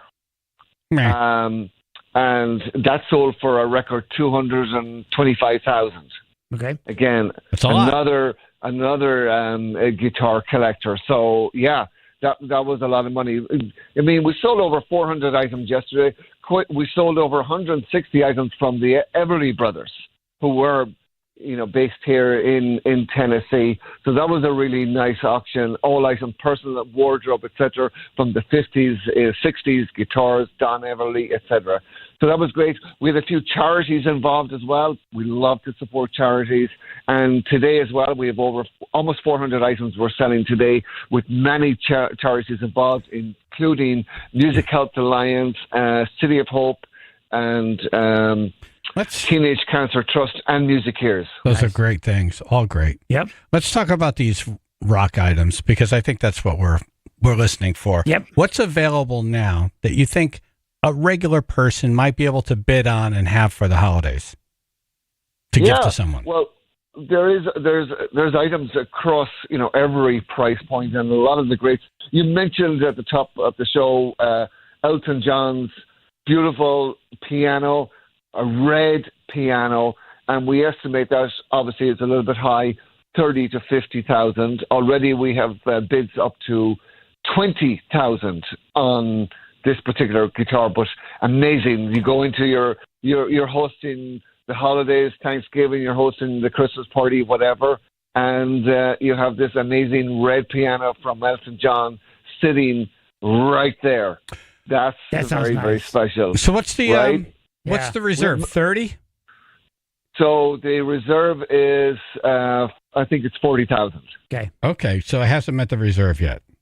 Hasn't met the reserve, so it's a good opportunity for people to participate in the auction today. We've other items from Elton John as well, including some sketches, which are original works of art. So that that's something you can have. It's easy to ship, easy to put in a frame, have it in your home. Elton John wearing one of his iconic, I would say eccentric type of outfits, early days, designed by Bob Mackie, who's one of the great designers of all time. Speaking of Bob Mackie, we have Cher's Indian headdress from going back to 1975. This is iconic, by the way. That is so iconic, and we estimate that 20 to 40,000. So that's again, it's obviously that's not loose change, but it's something that people would love to own as part of their collection. And these items, as I keep saying to you guys, are investment pieces now. These are not just fandom. These are important items that we can all relate to, identify with. Everyone loves music, and then in years to come, chances are that they'll appreciate in value. You'll sell them for more than you paid for them. Tell me the story behind the Nirvana signed recording contract with David Geffen Company, 1991. Well, that's massively important contract. That was a major contract at the time. If you look at that contract, you compare that contract to somebody like Elvis Presley or even early Beatles contracts or early Rolling Stones contracts, and that's a very historical contract and something that we sold Kurt Cobain's guitar for that he used on MTV Unplugged for over $6 million. It's a world record. So a contract like that, and because the Nirvana and Kurt Cobain, sadly we lost him in 1994, but it was such a short window of their career. But that was a really good, incredible contract for them, made them incredibly famous. Kurt Cobain himself absolutely hated the fact that he was entering into a contract and he had to sign contracts and agreements and sort of sell his soul, I think is how he felt at the time. Yeah. He wrote a sort of nasty letter to David Geffen afterwards, which we actually sold that letter a few years ago. But that is, again, how much really did the letter important. go for? The letter sold for something like over 20,000. Wow. What do you think this contract's going to go for? I would probably sell for more than 50,000. And how many of the contracts are there? So I'm guessing each member got one. Lawyers got some. Yeah. Yeah, and who kept their contracts? I mean, I don't. That's contracts. That's a great question. To that time, and certainly at that time, we didn't really think too much about it. So, again, it's so important. I mean, David Geffen himself might want to buy it back. I don't know how his records are. We're talking, burn it. Alex Van Halen signed a different kind of Truth album recording session used drum kit. Yeah, Alex drum kit again. I think we estimate that 20 to 40,000. Very, very collectible. Obviously, the brother with the guitar, highly collectible. We have two guitars from Eddie Van Halen, one for City of Hope. The drum kit, We sold Ringo Starr's drum kit for over 2.1 million back in 2015. Which drum kit? The Gretsch? No, the second drum kit that he had, not the one he used on the Ed Sullivan Show, but the one he used on tour when he came to America. Wow. Yeah, so that was that's nuts. That's cool to have. We actually sold the drum head, just the head, the drum skin from the Ed Sullivan Show for 2.2 million back in 2015. Wow. Damn. Yeah. Wow. I know. Do you have anything from Eddie Van Halen that someone like me could afford? That was a hint. Like a cigarette butt. That was a hint. A tooth that came out of his mouth. Yeah, a piece of dental floss. Gum. Yeah. You know, a man of your means, I wouldn't want to try to judge or anything like that, but we have like items. A signed Eddie Van Halen photograph estimated $200 to $300, so that's within range. Oh, that's achievable. I could see you in a onesie. I mean, maybe an Eddie Van Halen onesie. I don't know. You have an Eddie Van Halen onesie? Wait, yeah, onesie. I lost you now. No. But going back to 1984, owned and worn jumpsuit. Oh, that's got to be a lot more than a couple $100. Okay. What do you think that'll go for, Martin? Several thousand. Yeah, 7,000. That's yeah, several thousand. Wow. Yeah. Now, if you talked to me before the Yankees got into the World Series, I would say I could do it. Yeah. Oh, is that the way it is? Well, living in L.A. now, right? From New York and living in L.A., was a different sort of celebration. Right. All right, we're going to link up on the WPLR.com to the website. You can go and bid on this stuff. Yeah. What a cool thing to give like a music fan. Imagine that. Especially our Prince guitar will be the highlight today. Yeah. What do you think? What's your guess? Let's all guess. Guitar. Well, we sold one back, the Cloud 3 guitar we sold back in May for $910,000. Oh, this one is one of 7 guitars made by Sandowski for Prince during the Purple Rain tour. Very well documented, of course, beautifully hand-painted flowers on it, purple, non-expressive Sandowski. And I think it should sell, I think we have around 300,000 in bids pre-auction. We estimated 200 to 400. It should sell for more than 500,000. And Prince is loved, and he's not, he's still giving us music, but not giving us any more new guitars. He was hard in his guitars. They sell for huge money. They're very recognizable. So, I'm hoping. How often did he use this? Did he use this one time? Did he use this many times? No, a lot. He used this in France. He used it on the tour, the parade tour, I think it was. Does it come with pictures of him with the guitar? Yes, absolutely. Nice. Pictures, videos. The provenance is very, very solid. Certification, yeah. You don't think the this last will? time I spoke, you don't think this will hit 1 million? No Prince guitar has hit 1 million, and if he does, I'm going to be on your show again tomorrow. But you remember the last time we spoke to you, I was in London, I believe, and we were working on an auction, which happened to be, it was Christine McVie's auction. We were in her home at the time I spoke to you. We had just found John Lennon's Hootenanny guitar in the attic in a home in England, and we sold that guitar in May for almost $3 million. So, wow. Just to recap on that. So Prince guitar at 500,000 sounds very cheap this morning. Yes, it does. Right. All right.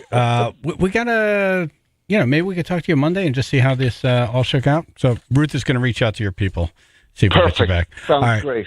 Good luck today. Always a pleasure. Yeah. Thank you, Martin Nolan.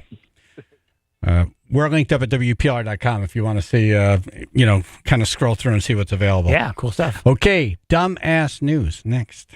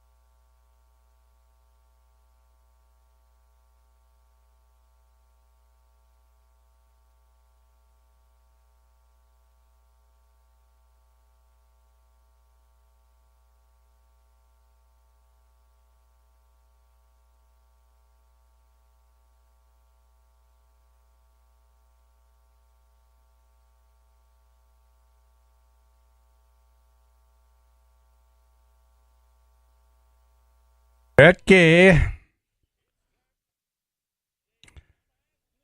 99.1 PLR.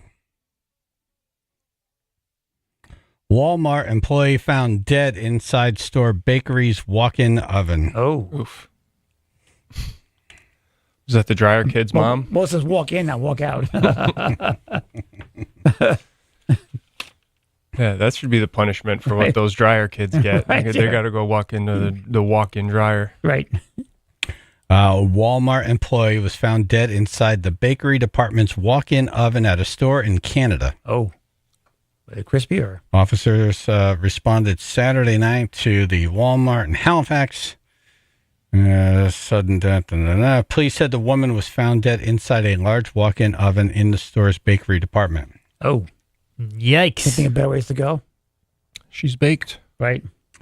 Police said a complex investigation is underway. Right. And did not confirm the cause and manner of death. This girl's toast. Yeah. They couldn't tell if it was the heat or something else. Right. It's going to take somebody with a master's degree in forensics to go, oh, she baked to death. Right, yes. Wow. Well, I just wonder if the first, when someone opened it up and looked inside, said, this is the biggest piece of bacon I've ever seen in my life. Not done yet. We make beef jerky? Right. Wearing jeans, too. Right. Weird. Yeah. Leave it to Walmart to have a giant piece of jean-wearing bacon. Right, with sneakers and a vest. No, I don't even know if I want to do this, but Chaz and AJ. Okay. Good day. Who's this? Your mama. I can't see you. Good day, guys. It's T-Bag from Monroe. How you doing? Hey. Yeah, it stinks, She was only 19 years old. Somebody lost their daughter. Okay. All right, hold on. All right. Hello. Okay. Hello, Buzz. Meet Harsh. Yeah. Well, he just put that joke inside the Walmart oven. Okay. Next. Mother accused of trying to sell newborn to the highest bidder on Facebook. Wait, we can't do that one. Teabag might call. Was it T or D? Genius uses massage gun on his eyes. Oh. Nah, well, Why can't you do that? Oh, Teabag. Someone got hurt. Right. Someone's not going to be able to see their daughter now. Right. Because their eyes are damaged. Dressed like a piece of bacon. Right. What if your eyes are tired? You need the massage gun. Right. Florida man on a golf cart attempts escape with stolen TV. Oh. Someone can't watch TV now. Someone's father went to jail. Right. TV's gone. Like they're not going to be Could've around missed for their kid. Thanksgiving. Can't watch their favorite. Mug shots in the paper. No football. Whole family's embarrassed. Yep, exactly. No Macy's Can't parade. enjoy golf carts anymore. No. Come on. Yeah. Man believed he was going to die after being attacked by sexually frustrated dolphin. Oh, wow. Yeah. That's the way to go out. That serves no purpose. Poor guy's never going to be able to take his family to the beach. Right. How did they know? Did they interview the dolphin? Right. Yeah, it was consensual. You make Okay. that noise anyway. Well, it was revenge for the flogging. SeaWorld strikes back. Right. Florida man dies after hiding drugs in his mouth outside a Florida drug house. Oh, wow. I've had drug problems. Somebody died. Yep. I drug ate problem. them. Yeah, That was my hiding spot. It's sad. It's sad. Yeah. Running out of paper here. Drunk driver crashed into a police car that was arresting another drunk driver. Good heavens. It's a circle. Right. Can't do that one. Right, Joe. That poor police car is all damaged now. You know who's most upset about this is AJ. He printed all those. Mother Nature second. Inventory went. All that work formatting for nothing. A 32-year-old man survives after being attacked by a bear. He survived. Yeah, he survived. He survived. But then he was shot by a hunter who tried to stop the attack. Oh, no. We've been teabagged. Oh, my God. A comedy friggin' killer. Next time you want to kill comedy, right. Just go walk out in front of a car, please. And we can put you in dumbass news. All right, stump the chumps with general knowledge trivia and get in the running to see Daughtry. It's really an easy way to get a pair of tickets to see an awesome show. Easiest. General Knowledge, 203-882-9757.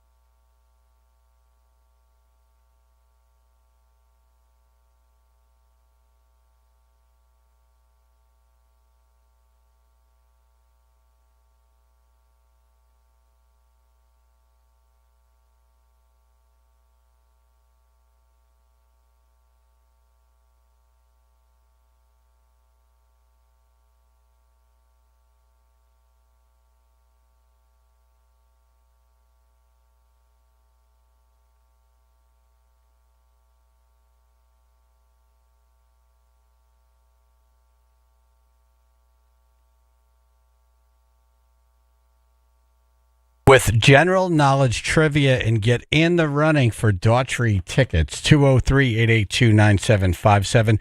Jeff in New Haven. Good morning. Good morning. What was the first movie to win Best Picture? The first one. Now I need Keith here. Oh, I know. He would first know one. this.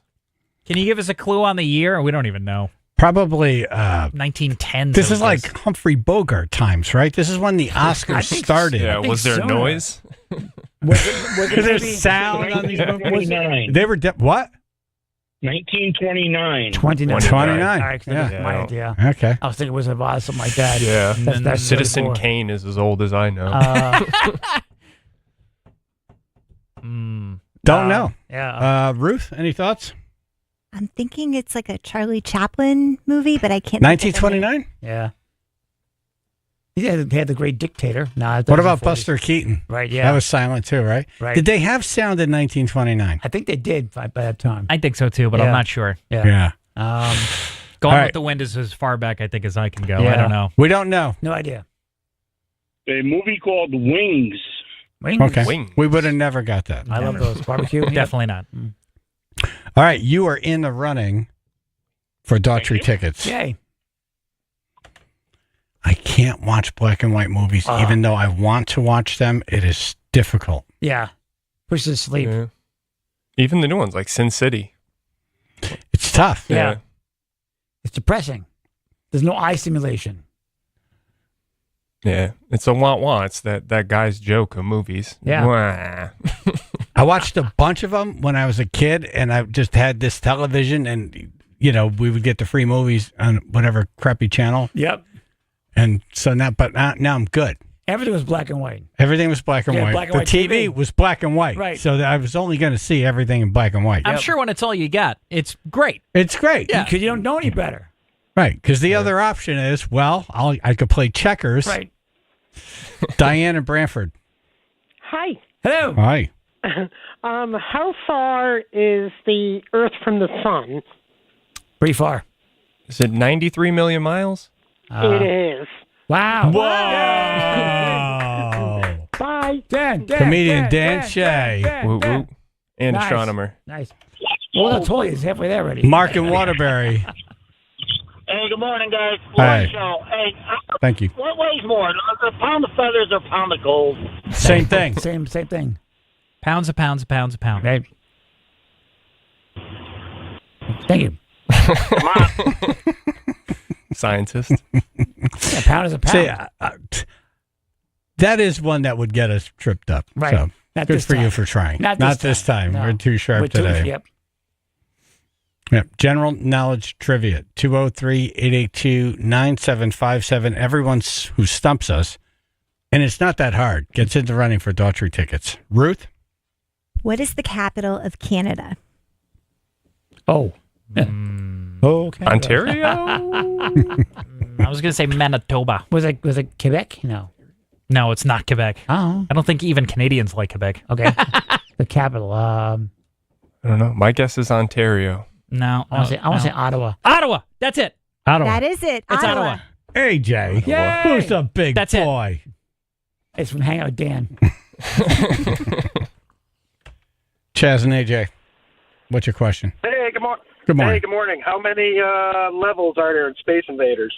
How many levels? 12. Yeah. Is that your answer? Yes. No, there's infinite levels. It doesn't have a end. Infinite. Really? Huh. Endless gameplay. First game with endless gameplay. Well, I got to 12. Right. mine be 2.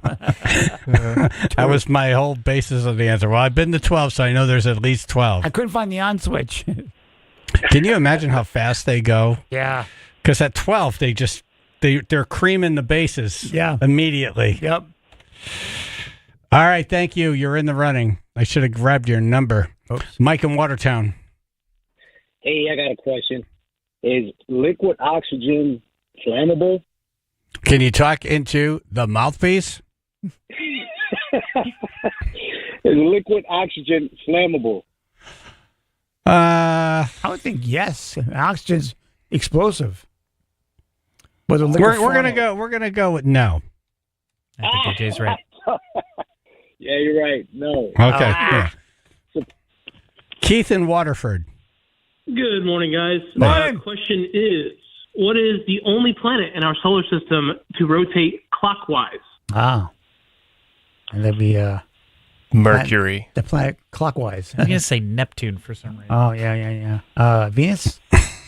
Did you say penis? I said Venus. Imagine if there was a planet penis. Right? In odd shape. We are from the planet penis. It's right by Uranus. We are penis. I don't know. What do we We're want like to say? 6 years old here. Let's just guess. I don't know. What would Phil say? Neptune. Phil said Neptune. Neptune. Want to go with Neptune? Sure. Why not? The correct answer is Venus. Venus. Son of a- Penis. Nice. I said Venus. All right. Thank you. You did. I did. All right, Keith. You're in the running. Joe, Long Island. What is the scientific term for mold? Al. No, it's not Al. The scientific term for mold? Is that mycelium? No. Is it psyllium? Aspergillus. Well, What is Jeez, you're close. Aspergillus. Aspergillus. Well, it's got ass in it. I was going to ask for Julius, but now I'm not. All right. You're in the running. Thank you. I went to Orange Julius once. Sarah, general knowledge trivia. What do you got? What year was the Robo Sapien toy robot released? Oh, the Robo Sapien? Yep. The Robo Sapien. Is this a robot that's just under a foot tall and had a remote cable to the? Yeah. Okay. Okay. 57. 64. No. Okay. Ready? Well, you're 2004. okay. We're just off a little bit. A little bit. We went to the design plan. Couple years. The idea came back then. I never heard of it. Right. Me neither, but it sounds like something from the 50s. It does, yeah. All right. Thank you, Sarah. You're in the running for Daughtry tickets. Phil and Naugatuck. It's actually Bill in Naugatuck, but Hey, I'm going to Bill. start calling in as Phil since he always calls me Phil.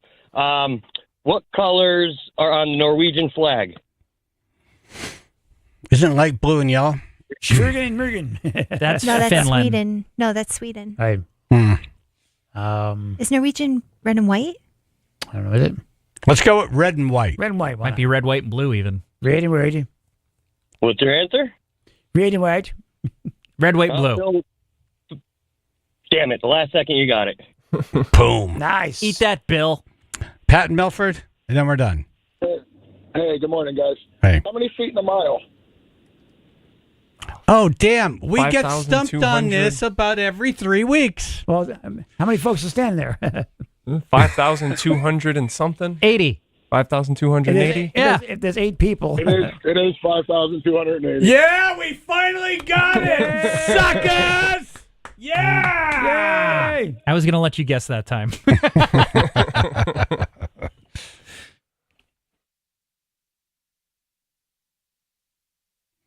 All right, Omaha Steaks. Omaha! Are you ready? Omaha! It's eating season. Omaha! Oh, my God, I love my Omaha Steaks. I'm having some Saturday night. Nice. Going to pull them out Saturday afternoon, defrost them. Got to put the rub on them. I got my freezer all set up, AJ. It's like a library of meat and goodness. The meat from library. Omaha Steaks. Nice. Nothing delivers comfort and joy quite like the unrivaled quality and taste of Omaha Steaks. This year, skip the holiday hustle and bustle and save 50% off gourmet gifts site-wide at omahasteaks.com. Plus, get a $30 reward card when you shop early and score an additional $30 with the promo code CHAZ, C-H-A-Z. Nice. 5 generations of experience. They consistently deliver the world's best steak experience. Best cuts, too. From legendary steaks to mouth-watering desserts and more, save 50% off site-wide at omahasteaks.com. Plus, the tribe will get an extra $30 off with promo code CHAZ and a $30 reward card when you shop early. Great sides, too. 50. The sides. Here's the thing. You're going to think that, your guests will think that you made this stuff from scratch. You'll totally fool them. And how do you feed an army of people on on just a Last couple- minute. Really? Yep. And make it affordable. And it's brought to your house. That's 50% off at omahasteaks.com, OMAHA steaks.com, and an extra $30 off with promo code CHAZ, CHAZ. Minimum purchase may apply.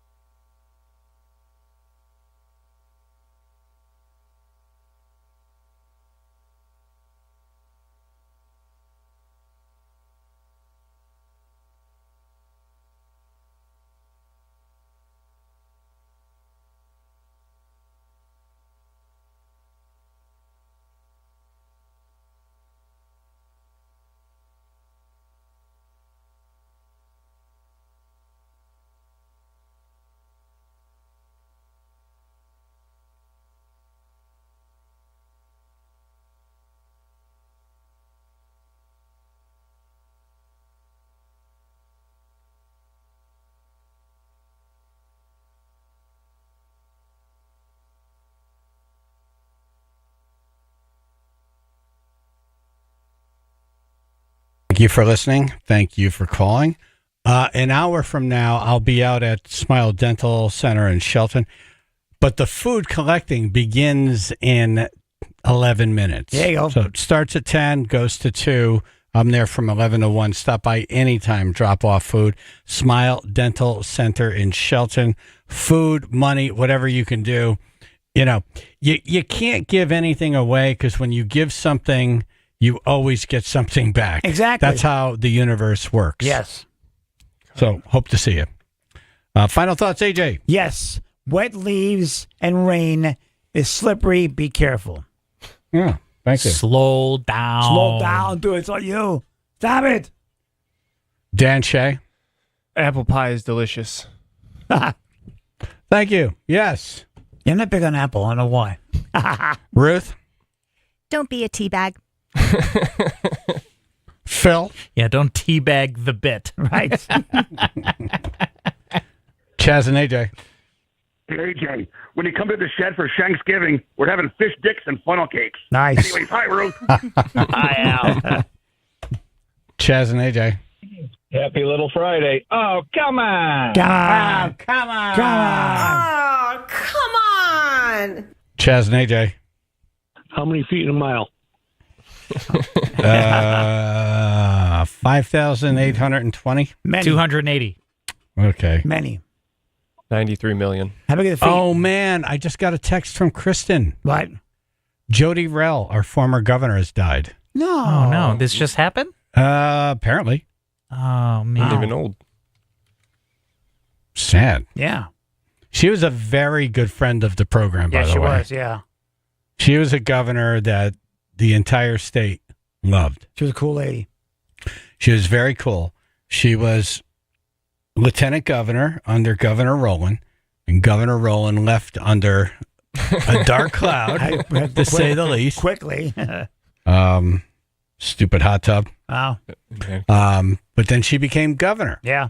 And she was a great governor. She was a governor for everybody. Yeah. And she let us come to the mansion. Remember that? We broke a toilet. Megan broke her toilet. Yep. She was in the studio many, many times. Yeah. And in fact, she had to call and discipline us once because we were doing, this is back when you could do April Fool's jokes. Yep. And we were doing this April Fool's joke with, there was a pet tax, or was it, I think it was the pet tax. It was pet tax, yeah. A pet tax. She was in the chair at her dentist's office, and all hell was breaking loose, and they tracked her down at the dentist's office and said, there's something going on with that. Those your idiots. friends of yours. Those idiots. And she called us and said, knock it off. Yep. It's like being scolded by your mom. Yeah. She was a mom. Checking the email here. Hold on.